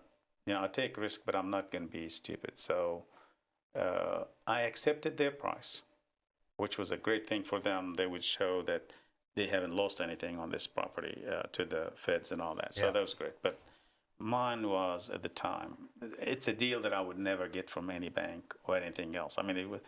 But at the time, I didn't have to take it. Yeah, and they had to sell it. Yeah, they had. So I at the time I said, okay. First of all, I would only buy the good ones, the front pieces, the 4 acres out of the 14, and I'll pay you half of what you want for those. Okay, because they're the valuable ones. Yeah. And you give me a full year for that. 6 months. Free look, and I can walk away if I think I can get tenants or whatever. They agreed to that. So put under contract based on that. I said also, the rest of the property you can't sell it to anybody else for 2 years. I'm going to have a contract on it for 2 years, so I'll give me enough to do the front, then I'll buy the rest of it. So it had to stay vacant, I guess, Yeah, right? it was like it's under contract, right? They agreed to that. Well, they figured if I'm going to do the first one, I'm going to take the rest of it. That's not a big deal. But and if I fail, I fail. Then they got nothing to lose at this time. They needed something started because they went to everybody else. Nobody would take it. And I said, okay, then I want this debt to be non-recourse. I'm not responsible for the debt. I'll do an LLC. And if for some reason I get deeper into it, and I couldn't find tenants, whatever, I don't want to be carrying that debt. So they did a non-recourse. And that they would not, banks will not do non-recourse, but they had to do it. At that time, they agreed to that. And then the third thing is that the interest, when I buy in 6 months, only going to be 1%. I'm not going to pay more than 1%. They said that's hard. Even the feds will not even allow it. I said, well, I'm not buying it. So they went and figured out internally, I don't know, whatever, and they gave me the 1%. With that, I went in with 0 risk. But they were the winners for it. Within 6 months, I was able to get Buffalo Wild Wing, Starbucks, and all that, and I put that first shopping center. Yeah, I got once you had those two, you could so I filled up the rest of it. Deal with it. So then I said, okay, there was actually, I had a tough situation because I had, Publix has already signed a lease. There was actually a lease signed with another developer out of Atlanta. So I can't go to Publix. When I went to Publix, said, come with me, said, we already have a lease. We can't. We get in trouble. Yeah. You have to make a deal with the current guys. And that guy, he had a lease on it because he has a contract with Toby at the time to buy it. And they backed out of that, thinking it was too high and the bank now is in trouble. They could give it to him for half price. I came in, and they lost that chance. So I was nice. I said, look, guys, you can have your 7 acres in the back because I needed them. If I get the Publix, I can lease more quicker, right? And I gave them very, really reasonable price. I recall I gave them $900,000 thousand for that, which is really a ridiculous price. But they figured the math and they said, no, it doesn't work. You got to give us cheaper. And said, well, I don't need you. So I went and put the front part and put these tenants in the front. And I said, I don't have to buy the back. Or if I do, I can put offices, whatever. No problem. And then I came back, before I started subdividing the back for offices, whatever, I said, look, now or never. He said, okay, we'll buy it for what you said. I said, no, that's a year later. I'm already successful here. You got to pay double. But still, that double make your numbers work. They ran the numbers and said, no, it doesn't, because the site work costs $2 million and it's not going to work. I said, let me figure out the site cost for you and send you that. So I used my Excel sheet, sent it to them. It showed to be $1 million. They said, you don't know anything. We built 17 publics. You only built small stuff. You don't know that this, you say 1 million. That's not true. It's 2 million. I said, okay, fine. Let's not argue. Hand me the lease. I'll pay you. And I paid them, I think, $350,000 for the lease to hand it. And Publix was so happy, and I developed the Publix based on that. But when the numbers came, my site work was $995,000, was 5,000 less than the 1 million, and because they were aware of what I was doing, because I made them stay the first part so I can get to know Publix, and Publix be at ease with it. So they were so upset because they wished if they would have accepted my deal. And so that's how the story was with that, and we ended up doing something good on there. And you had some other stuff with Publix, right? And after that, we started doing things, and my relations with Publix is fantastic. So they like me as a landlord. I like them as tenants. They're great tenants, and and we're doing this one here in Ottawa, East Brainerd. Yeah, it's a great tenant. And then we start doing other grocery stores like Trader Joe's, and talking to 2 others right now. On some you ever sell them on triple net leases to other people with a high cap rate and all that stuff, or do you just try to keep them? No, we sell. I used to just sell 10%, but the last 3-4 years we started selling about 50% of what we do because the cap rate is good. Cap rates is really great. Now the cap rates are still great, but they kind of moved up about 50 basis. So cap rates go down as interest goes up, right? Would you say? It depends what you say by go down. Like if you have like a year ago, before interest rate went up, if something was at 4.5% return, we call 4% cap rate, when you sell to somebody, they're getting basically rent equal to 4.5% on their, now because of interest rate, it became 5 and 5.25%, because you have their money to borrow from the bank is more, it costs them more, so you have to give them more return. It becomes 5.25% instead of 4.5%. Before they would, because before they would rent or borrow the money to buy from you at 3.5%. Now they're buying at 7.5%, 8%. So you have to give up some, which means you're selling it for cheaper. It's almost, you could say it's an investor's market. Yeah, right in a sense. Yeah, right now it's basically investor's market or buyer's market. But it is, for me, I still force the rules to be, it's my market as a developer. Why? Because I don't need to sell. So I just put it out there for whatever. I kind of stuck with the same a year ago prices, cap rate, and say, take it or leave it. If they ever buy it, if I find a buyer, fine. If I don't, I just keep it and enjoy the rent. And I sold 2-3 properties like that. Because always somebody, even at this rate, for whatever reason, they would still, all you need is one buyer for that one, and they would come and buy, even at this aggressive lower rates, simply because there's 2 reasons for it. One would be because they sold something and they want to shelter their money. So at that time, it doesn't matter. They have, if it's a good asset, which we always have, AAA kind of assets that we do, long leases, great tenants, everything. So they will forego, what's the market is, and they will pay that extra. The second one is if they have cash and it's a ground lease, and they just can pay cash for it, and they want something nice. They would pay for it, and they would come to me for a property like the Cheddars, for example, because it's a great asset. It's in their hometown. They can touch it every day. They can eat in it, and it's there.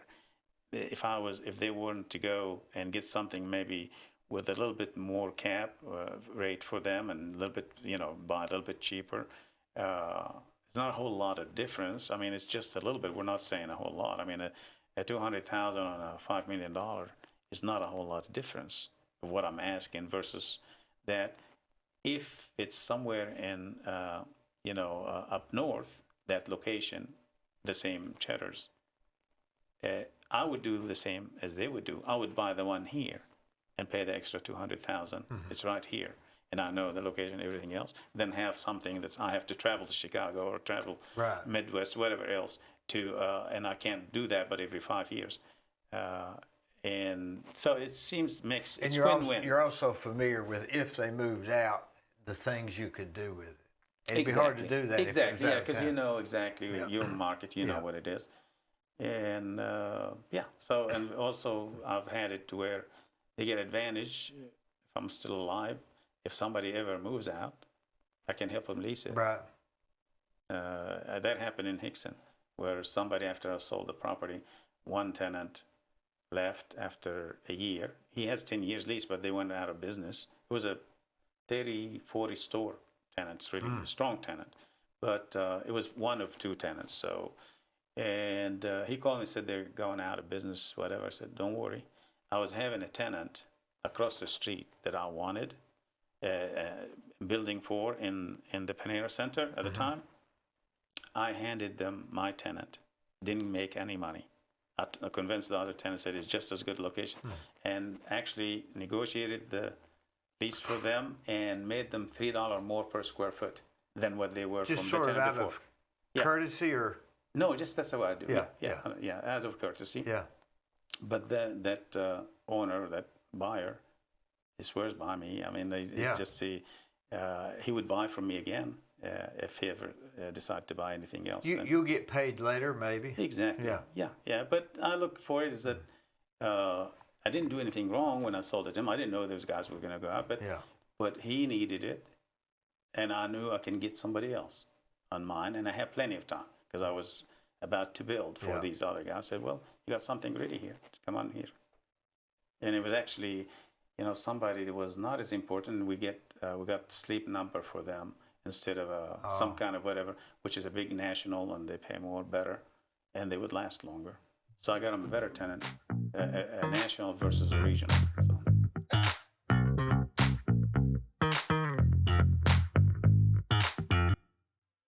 On the courthouse square at 30 2nd Street is the law firm of Logan Thompson Law. Since 1965, they have served the legal needs for the good citizens of Cleveland-Bradley County. If you've got a problem, they're no problem. Give them a call.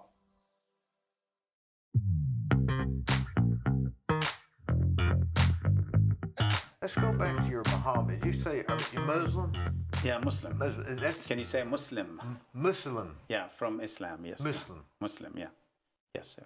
They still believe in God just like I do, right? That's correct. Actually, the whole thing is about God. It's not about Muhammad. Right. So you call him God. I call him God. You call him Allah, right? Yes, Same one. Allah is in Arabic is God. It's Same, God. yeah. Yeah, it's the same thing. It's to make it simple, he's the creator. Right. You pray for the creator. I pray for the creator of this earth and heavens and skies and the universe, right? So that's basically that's my motivation of all religions have, they tell you to be good, to be honest, to treat others right, and to do good for yourself and your family. And that's basically just like any other, whether it's a Christian or a Jew or anybody else, I do what I believe in. But also, more than the religion part, is just, as I always look at us being human beings. And the human being, as a human being is you've got this what we call the soul, which you probably do We the same. call the same. That soul. Okay, the soul is we believe in in our Quran, which is you have the Bible. Yeah, the Quran. It tells us in the Quran that actually the souls of every one of us, the entire, human beings, the souls were created by God before He created Adam. Before He actually created the souls of everyone from day one, from the day of Adam, which Adam came just after He created those, till the day of judgment. Even the ones that have. And the way the souls is, it's composed of two souls merged into one. He created first the one soul, which knows right from wrong. It's your conscious. It's the one everybody has. That's the basic one everybody has. Even the criminal has it, and they know when they do wrong. Okay, and then He gave the one. He created the soul, the individual soul for each one of us.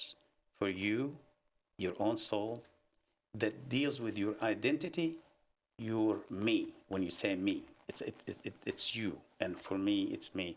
That is, that's the one that always wants and always, see all the things and want it. But your other one, now they're all in one. It made a merge for each one of us from day one, before we even came, before He even created the earth and this this universe that we have to do what the test for it. So when He created those souls, the two souls, one is the individual one for each one, differential from others, and then the one that's the basic one that guides you for what's right or what's wrong. And with those two souls, so you have, your soul is made of two, is that one. Same thing with mine, everybody else. And He asked the two souls at the time, and we don't remember, of course, because it's out of this time and place. So that's at the time. That's the way the Quran says. Ask, do you have the choice? Do you want to have the choice to do right without me? Like you have the freedom of choice to do right or wrong? Or do you want to be like the angels? Just do always. They don't have, the angels do not have the right to do right or wrong. They're always going to do right. Like Gabriel. Yeah, that's right. Yeah. They always have that. That's because that's what they chose. And also any other, even in the Quran say, even we ask the skies, we ask the earth, we ask even this at the time, that He created the same right after, He created the souls. And He said, okay, now I created this. But He did not ask us as souls. He just asked, do you want to do that or not? And in the Quran says, only these souls, the soul which ended up being in Adam all the way through us and whoever comes after us, said, yes, we are so sure we're going to do the right thing if you give us the choice. Give us the choice. So God said, okay, I'll give you a choice. And He gave us the choice. But what little we knew as souls is that He created, at that moment, in the Quran said, He created Adam and as a body. And when He created Adam as a body, He put the soul, his soul, Adam's soul, that one soul for Adam, out of all these other souls, and say, okay, and of course Eve, and then said, okay, now we're going to put you on earth after they did what they did, when He temporary. But the grand plan is to put us in this. That was just a stage for knowing that we're always going to do right and wrong. So when we did the one wrong, or Adam did and Eve, He put us on earth for that, to test us how we're going to deal with this. We called it in the Quran amana. Amana means it's the trust. So He gave you the trust that you're going to do that. Of course, we don't remember. Our souls don't remember that what happened between us and these souls. Every soul at the time. We don't remember that because it's a different situation. If we had remembered, if we remembered that between us and God, we would not do wrong. No. There wouldn't be a test. No. Right? It wouldn't be a test. So he gave us that, but he also sent us all these, over time, all these prophets and everything to keep reminding us of what's right and what's wrong, which is the religions we're talking about, okay? All these religions. And in Quran, we believe all the religions came from one God, same God. It's not different gods.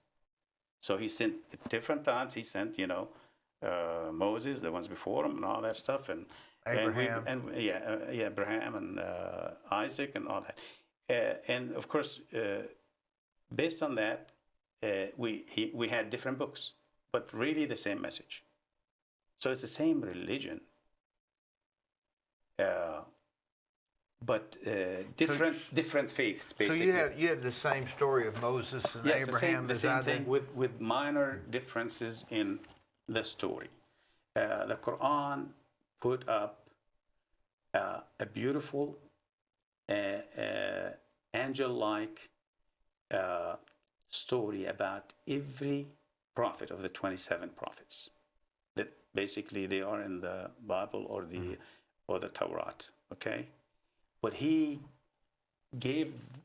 So the Torah has that same same. Yeah, except the stories that you have in the Bible or the Torah told about those prophets as they were, basically good and bad and all that stuff, what they've done and all that.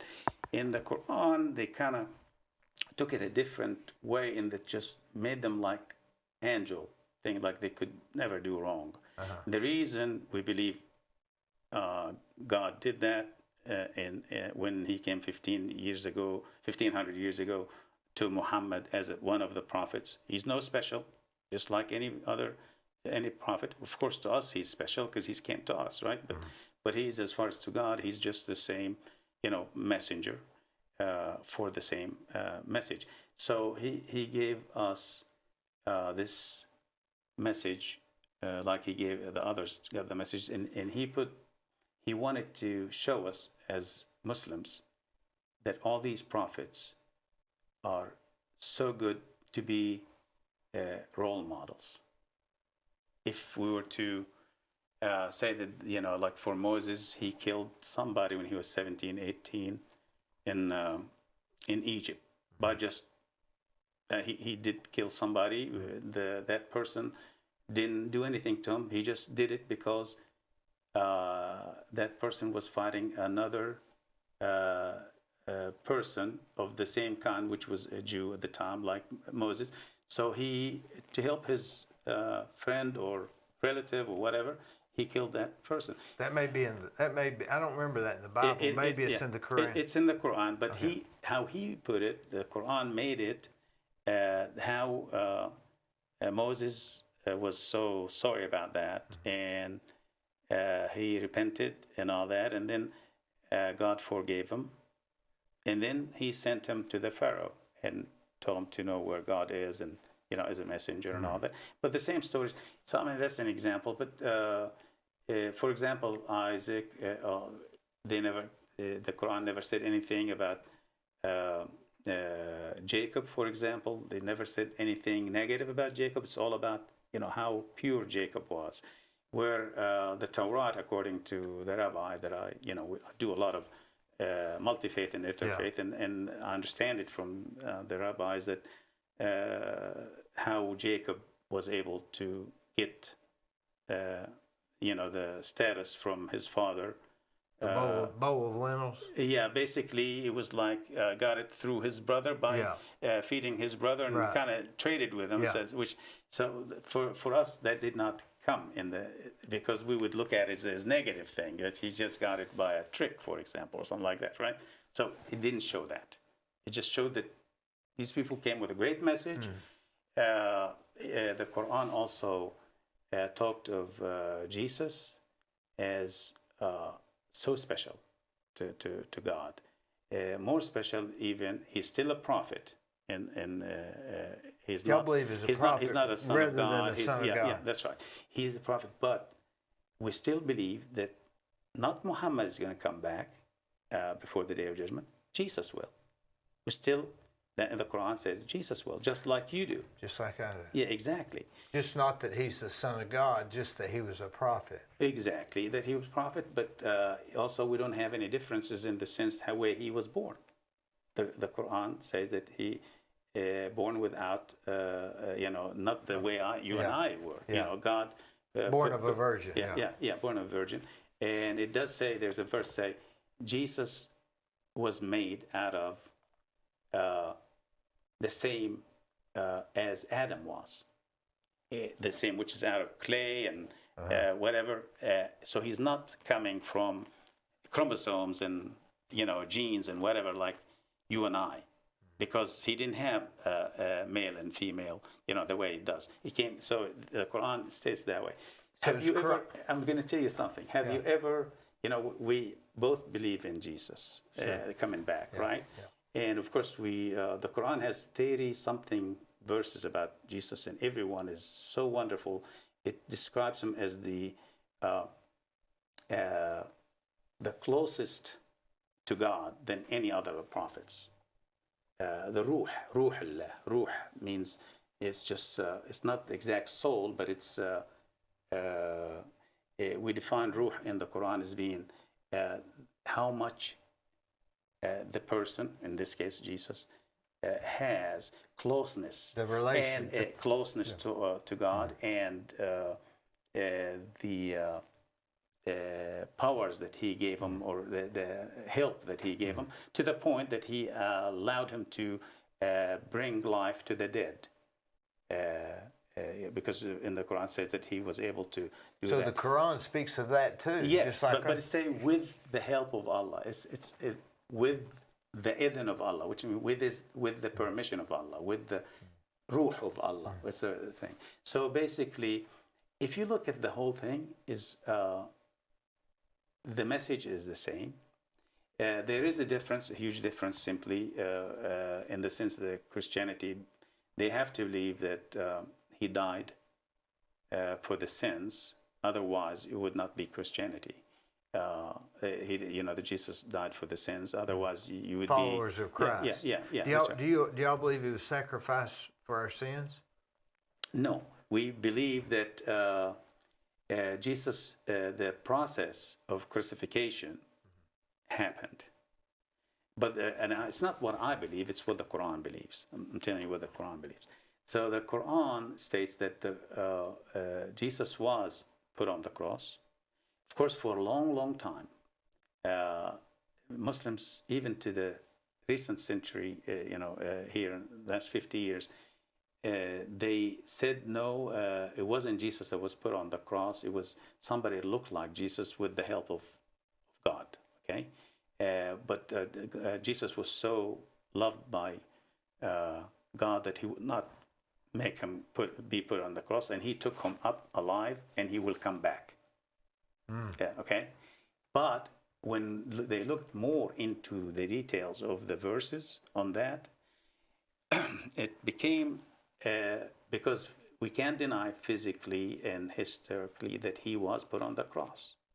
So when they look deeper into the verse and the exact words, it says he was not killed or crucified. And that's where the confusion is. To explain in the Quran that somebody was crucified, it's not that he didn't get put on the cross. That's not an issue. He was put on the cross. Was he put on the cross until he died or not, or he was taken down before he died and he didn't die? So was he killed, basically? Bottom line, crucified on the cross, being died on the way of the cross. Okay, so basically that's the difference, and that reconciled at least between the history, what happened actually. For me, I feel that more of acceptable to me than if it was to say, Well, no, he was never put on the cross. I see. Does that make sense? Yeah, because he was put on the cross. But I do believe also the Quran describes that when they got him down from the cross, they were in doubt. Was he dead or was he not? And I think the history says that they were at war, and they had, I think, put what is it that they put in to check him out? Yeah, to make sure. The arrow or something like that. Water and vinegar. That's right. And the arrow, I guess, in his side and all that, and he didn't react. So, and we believe that he was risen to the sky by God, and he would come back. But did you ever ask yourself, if Jesus comes back, how do we know it's Jesus, not somebody fake that say, I'm Jesus, and come back? I believe he's going to come back in big fashion next. Well, see, that is a good answer. But a big fashion, if somebody comes with big power, whatever else, it just still. Here's what we believe, and this is something it's not in the Quran, but this is some of the scholars believe. A simple fact could be, and it makes sense. When Jesus comes in, very simple to know whether he is the real Jesus or not. Check his DNA. Nobody knew that before, right? When you check his DNA, you're not going to find him from the same thing. Immediately, science is going to prove it. He doesn't have those same chromosomes, the numbers and all that. And that would be when everybody believes in him. But it's interesting that you're reading the Quran, I'm reading the Bible. You're right. And I'm studying it and going by it. You're studying that and going by that. Right, but it does tell us. And we both think we're right. Yes, but it doesn't mean that any of us wrong. And then there's a third one, the Torah. But the Quran, here's the Quran is, we accept the same God. We accept the same God, but the Quran, in this tested world that we are in, as we said that he sent us to be tested. Number one is he's testing all of us. Whether in the Quran says al-insan. Al-insan means human being. Most of the verses is to the human being, not to the Muslims, to everybody. So the message to everybody is that it says you must pray. That's a prerequisite, you know, to recognize you have a God and pray for him. That's you pray for him. You're not praying for yourself or anybody else. You're praying for God. So as long as you do that, that doesn't get you in heaven. See, this is different for us. It doesn't get you in heaven. That's prerequisite. You have to have that if you want to go in heaven. But what gets you in heaven is your good work, your good deed, doing the right thing, staying away from the bad thing. And the way he would judge you, he knows you're a sinner. He knows I'm a sinner.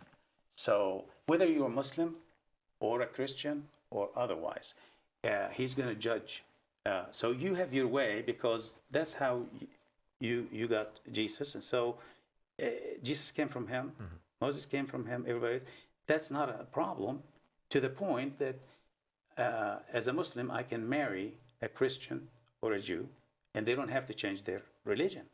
If it was that he didn't accept, it means that he would have to ask, or the Quran would have to ask, or God would have to say, everybody has to be a Muslim. Well, that's not what the Quran says. He actually says, verses say, you can eat and, communicate with Christians, Jews. You can marry from them and respect their religion, respect your religion, just as long as you don't clash and say your religion is bad and his is bad, or, don't fight over it. Just because it's the same message. The bottom line, the test came, bottom line is not the religion. Religion is just, or those going to church or going to the mosque, is that something between you? It's a way of life between you and God, how you pray, whether you're standing, whether you're sitting on a bench, whether you, like we do, we bow and all that. At the end of the day, he came us with a set of rules how to pray, came before, and however they came out, the Christians, to say how we pray, the same thing with the Jews. Yeah, we have the Lord's Prayer. Yeah, that's the main thing, though. We have one thing in common. We're we're going to do either right or wrong in this, which is the test place. This is the test place. So based on that, he's going to count all the goods you've done and all the bads you've done. And if your goods outweigh your bads, you're going to go to heaven. I believe I've got some room. Okay, yeah, that's what I'm saying. You go to heaven. So may basically, use he it. knows you can. It's not like because you made a mistake or 10 or whatever. And he always asks for repentance. If you make a mistake, if you do wrong, if you have any sin, if you repent, but don't just a revolving door. Yeah. You repent truly, and you might make a mistake again. It's fine, but repent again. Just try to be to the right thing. Try to do the right thing. Some people have more will than others. It's that second part of that soul I talked to you about. May be overwhelming over the one that knows right from wrong. So that differentiate between me and you, that you might be more righteous than I am, or he is more righteous than you. And God allows for that, knowing he gave you the second one that always going to challenge the first one, which is the right from wrong.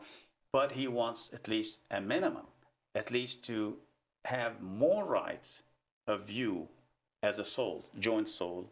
He puts it on both at the day of judgment. The one that knows right from wrong, why didn't it overcome a little bit of the want from the me guy or the me soul, and straighten it up a little bit, fought it for it, which we do. You and I, when we want to do something on time, we always have that challenge to say, should I do this or not? We know we're going to benefit from this world more by doing the less right thing. But that second part of us that would get us to say no. Even if I do less or I lose, I'm going to do the right thing. You know. Have you read the Bible also? Yes. See, I've not read the Quran, so I've only read my belief. Right. You remember on Andy Griffith? You ever watch Andy Griffith? Oh yeah, I loved it. I mean, I and my sons, we always when they were little, and I still watch it now every now and then. I'll Yes. give you an example. Yeah. I'm a big. I can remember about everything from that show. Right. But I remember they had a guest preacher came, and so they were all on the front porch, and Aunt Bee was trying to get Andy to, I forget, to be nice to the new preacher or something. Right. And he thought he was too long or too loud or something. And he said, Aunt Bee, we've been going to that church for all these years, and Reverend Tucker's been our preacher. He said, and I take with Reverend Tucker. In other words, he was going to stay with what he'd been taught. Right. He was going to stay. He said, I take with Reverend Tucker. That's right. So are people supposed to take from where they were raised, or are they supposed to hunt under every rock to find out the exact? I don't have the answer for that, except for me personally, I can answer you. My opinion is that you don't take what the preacher say. You do not take what my imam say. You go to the textbook. You go to the Bible. I go to the Quran, and be patient and read it 100 times, 1,000 times till you know everything about it, about any subject of what you want to answer for. And when you do it over and over again, and try to see the exact words and all that, and what it meant by it, and look at it. For me, it's easy because we believe the Quran was not written by Muhammad. It came down over 23 years, verse by verse, through Gabriel on him, and it is the word of God. Even the text itself, every letter of it was created by God. Therefore, when we have a word, for example, a subject, let's say a subject, and say, okay, Jesus, okay? I don't go and take one verse of Jesus and accept whatever Imam tells me about him. I go to the 37 or 35 or whatever verses of Jesus, and I read every which one of them, and I would know. That's how I define Jesus. When you look at all of it, because God knows the real truth, everything else. So I would know exactly what he meant by this. Any other word, let's say, for example, let's say, come up with a word. Tell me what a word there is. Say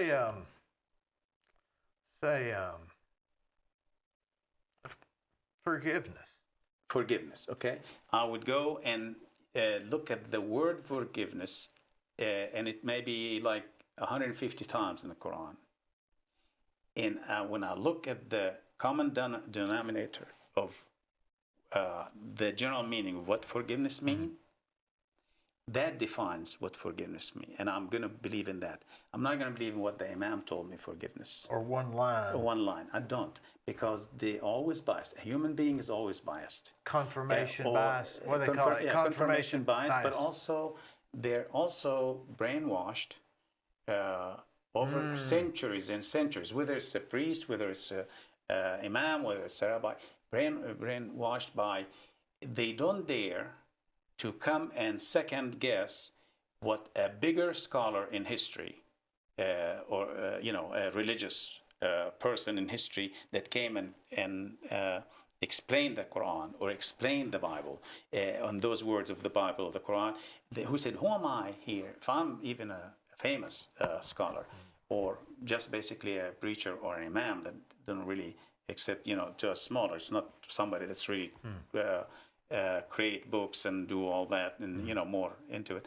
Who am I to come and second guess that? They wouldn't dare, because they would think that they're going off and away from the religion. They're teaching something that's not the religion.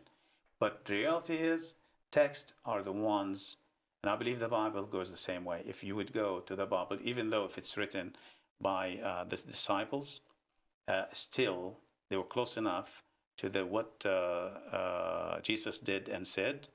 They're gonna differentiate a little bit in what they say, but still the general idea, you probably will get the what I think would be the closest to the right based on that, because text is going to be the one, the judgment, not a human being telling you something in there that maybe has a bias in it one way or another, or even doesn't know.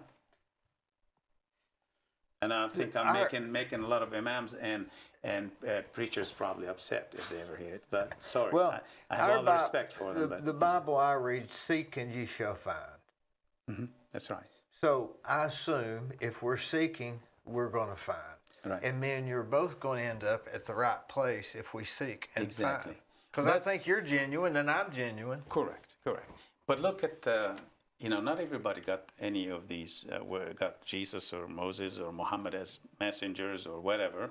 As a matter of fact, like China or a lot of other places, they, according to our books, they don't have a known messenger that was sent from God. What has happened? Does that mean those guys going to go the wrong place? Or see, the Quran has a view on that. The Quran says, we have sent to every nation and everyone a messenger. It doesn't have to be a messenger that actually the ones we know. It could be somebody that just had values. It's that basic right and wrong, like maybe in China, the Buddha or whatever, whoever. He just sent him. Not necessarily he came with Gabriel on him. Like the Indians, Indians. Were they? Different. They have different Gandhi things. Yeah. Now Gandhi's just a political guy, but they think the cow. A lot of Hindus think a lot of the cow is kind of sacred, but they have their own. They actually Hindu. They actually have in their own I guess statutes or something like that they Gita, the Gita. Yeah, that they have. I don't know a whole lot. I don't claim it, but my understanding from friends of Indian friends that they do have God too, and they do pray to the God that they know. That's the friends that I have. They pray to what they call as God. Right. But you take the Cherokee Indians before this is just in the history books. I don't know, but they prayed to what they thought was the Creator. Right. Even the Cherokee Indians. But with all of that, I'm glad you mentioned it. So what is the common denominator that's going to, for God to come and judge us by. It would be something that He gave us from day one, is that knowing right from wrong, doing the right thing, Well- staying away from the wrong thing. That's how. I mean, you look at the Bible, how full the Bible is of doing good Samaritan work and all the good stuff, and stressing on that, and Jesus doing that. You know.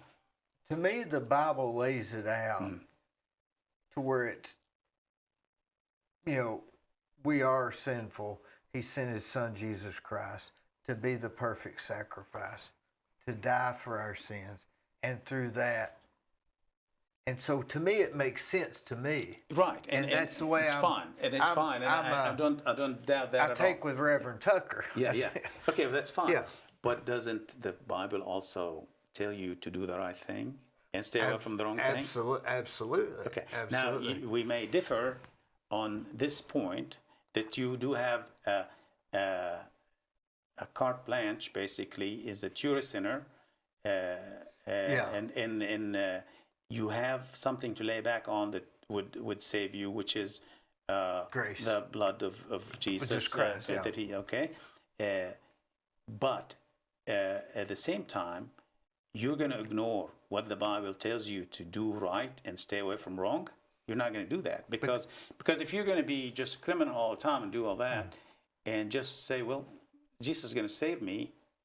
I mean, I don't know. It's maybe you would believe that, but it'd be hard for me to think that God is going to just put him in heaven when he killed 100 people, or if he's happened to be a leader of a country and killed millions of people, like what happened in World War II, caused that. And he's Christian. He said, well, Jesus would save me. I mean, that's a question that you and I cannot answer. We can't answer, and it's hard to answer. It's hard to answer. Yes, we cannot answer. Yeah, how could? But here's the thing: you could do one thing. You could say, "I'll be on the safe side. I'll do the right thing." If you do that, it doesn't matter which religion you have. Everybody, you're not hurting anybody. At least even the benefit of just being on earth, when everybody's peaceful and everybody is doing the right thing, not cheating the others and not wronging the others, that's a good recipe. Doesn't matter what you believe in. No, it's a good life. It's like Starbucks selling the lifestyle. You know, it worked. In other words, it's all of these things in these books. No matter which one they are, they're still good for a better way of life. Right. Neither one of us is in jail. We're not in prison. Sure. We're not, so, and that's because we've been trying to go by our beliefs, right?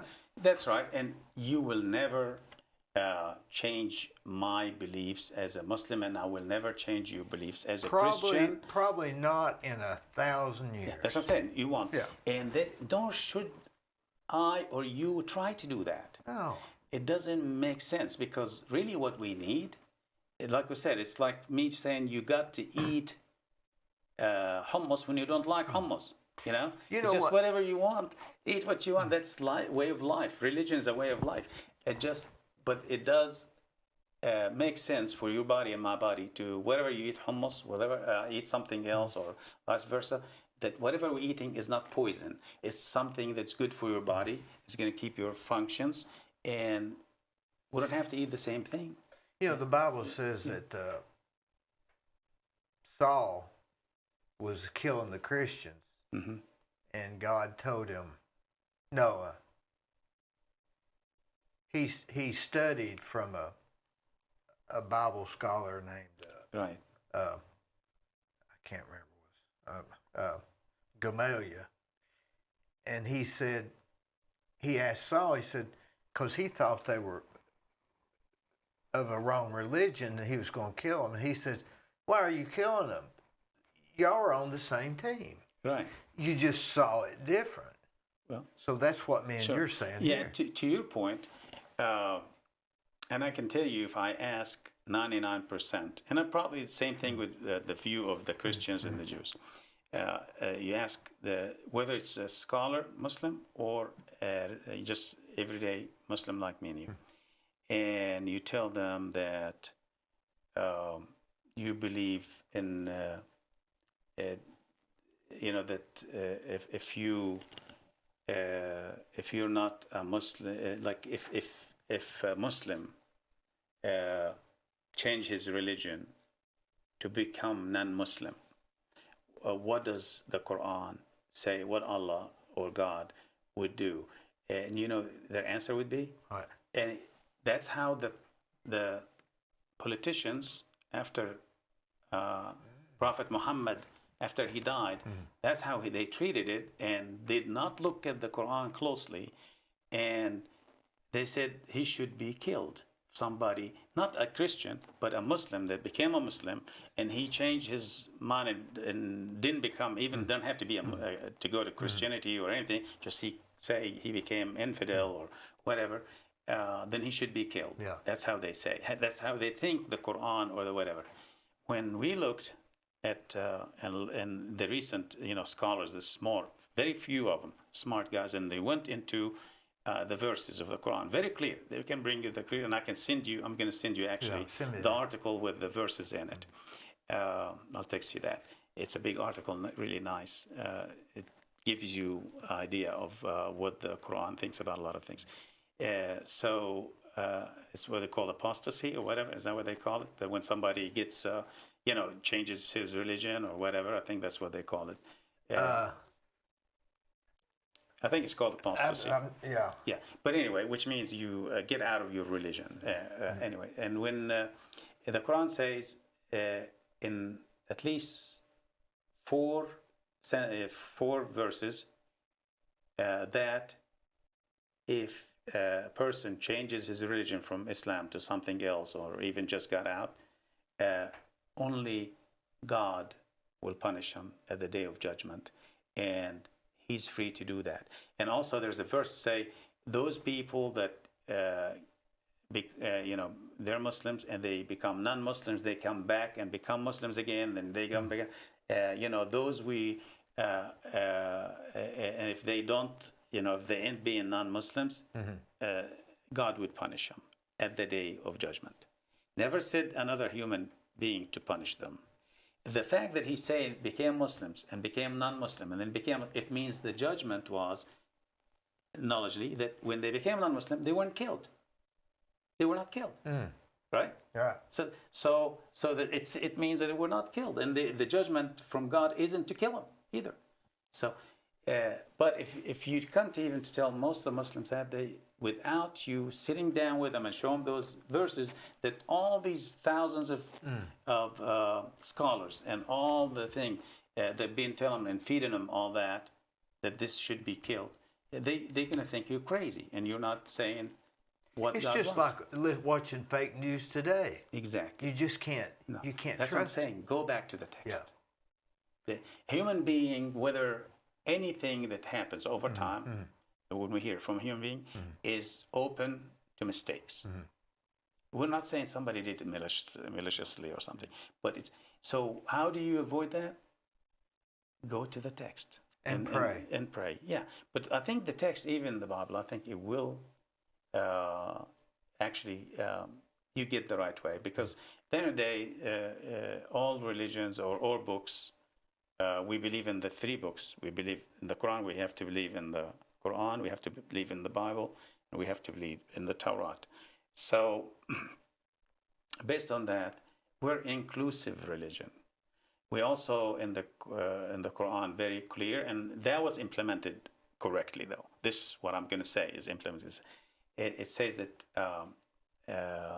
everybody can be a Muslim and should be treated the same, with no on earth, you have no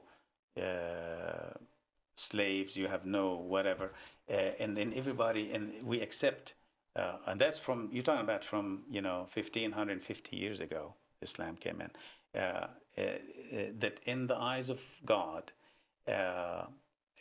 it's about how righteous you are. So whether you're black, whether you're a woman, whether you're anything at all, any kind of human being, doesn't matter, color, race, whether you're Arab, whether you're LTGB.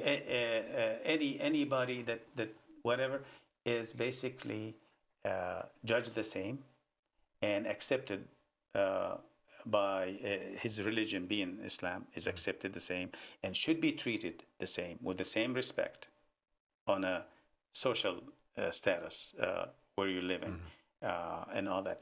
That is the most inclusive, very clearly, in that maybe I'm sure the Bible is the same. I'm sure, but basically there are verses that I know in the Quran very clear, and that was so clear that nobody even dared. However, everybody used it, or went away from it. Some people went away from that, not for so much in the color, because that was always, clear, and nobody ever abused that. Where it went wrong in the followers of Islam, when they, at some period after the Prophet passed away, they did go and invaded other countries like in North Africa and all that in the name of doing good. But that was not really, if you look at the text of the Quran, is not accepted. You don't force That religion was on not others. part of- That was political and economical. And they don't need That's to. political and economical. Just like you have. In other words, don't judge your whole religion on a couple. No, yeah, because those Or people. ours either, Yeah, yeah, those people yeah. did not follow the Quran. No. It was then. They were basically the empire at that time. There was the Roman Empire, and then when they defeated the Roman Empire by coming into Syria and Palestine and these areas and Turkey, that's when they became the empire and just they didn't fear anything. They just put everything in the name of religion. Went all the way to Spain, and occupied Spain for 800 years based on that, assuming that that's the right thing to do. But you look at that, when all the Muslims right now in the world of this area that they invaded, there may be only about total of no more than 500 million people. Okay, but Muslims are 1.6 billion, 1.7 billion. So what is the other billions?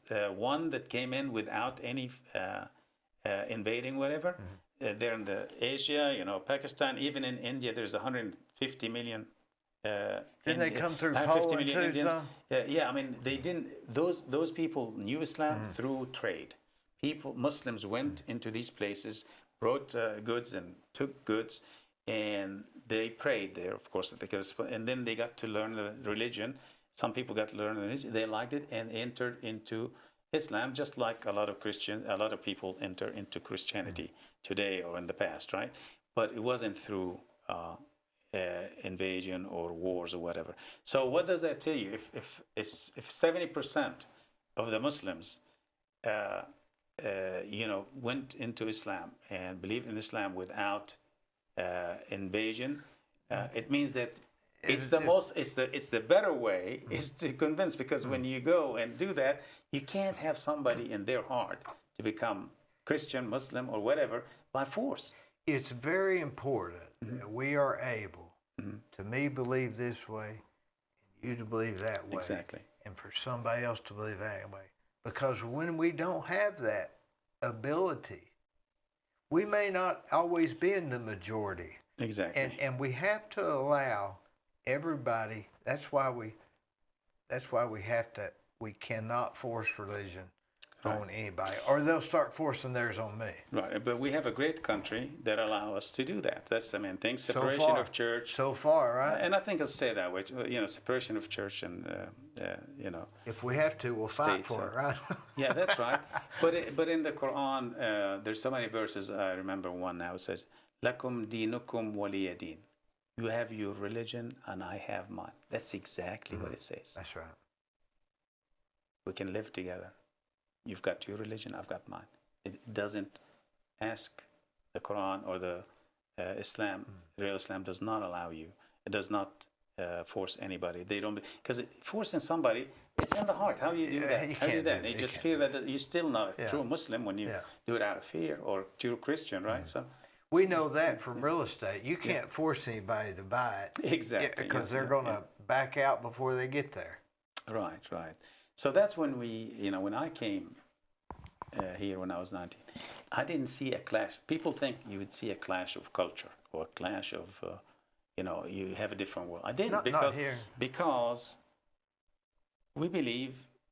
I mean, there are rules and laws here that try to do the right thing. We can't get about it, and it's these rules are based is what's best for the majority of whatever, for anything. So Islam thinks the same way. It's just right and wrong. And so the same rights that you have, the same rights I have, the same wrongs I have. I mean, it's known. The difference is that how I pray to my God and how you pray to the same God, and you call him something else, fine. But it's the same Creator. In So other that's words, fine. as long as you're a Muslim and I'm Christian, we can stay that way. Yeah, we can. Because I'm not worried about you forcing me or me forcing you. Exactly, and that should be the way. That should be. That's how the. And I guess we're on the same team. We want the same thing. The same God. When we talk real estate, we want to do a deal. Religion comes in only in one thing. I don't cheat you, you don't cheat me. I don't lie to you, you don't lie to me. So it's just principles.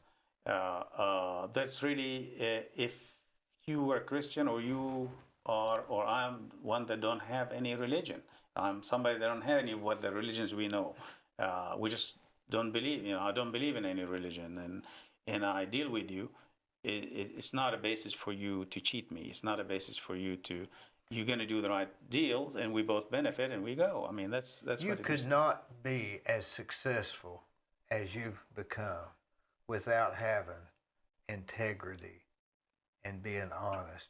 You couldn't do it. Well, nobody can. And it's that compass that I just explained earlier, is just the soul that basically God put in every one of us, is to know right from wrong and feel guilty when we do wrong and we don't do it again next time or make up for it. That's really what it's all about, basically. I've got 4 pieces of property I want to show you Okay. offline. Okay. Hey, it's been great. Yes, sir. Thank you so much.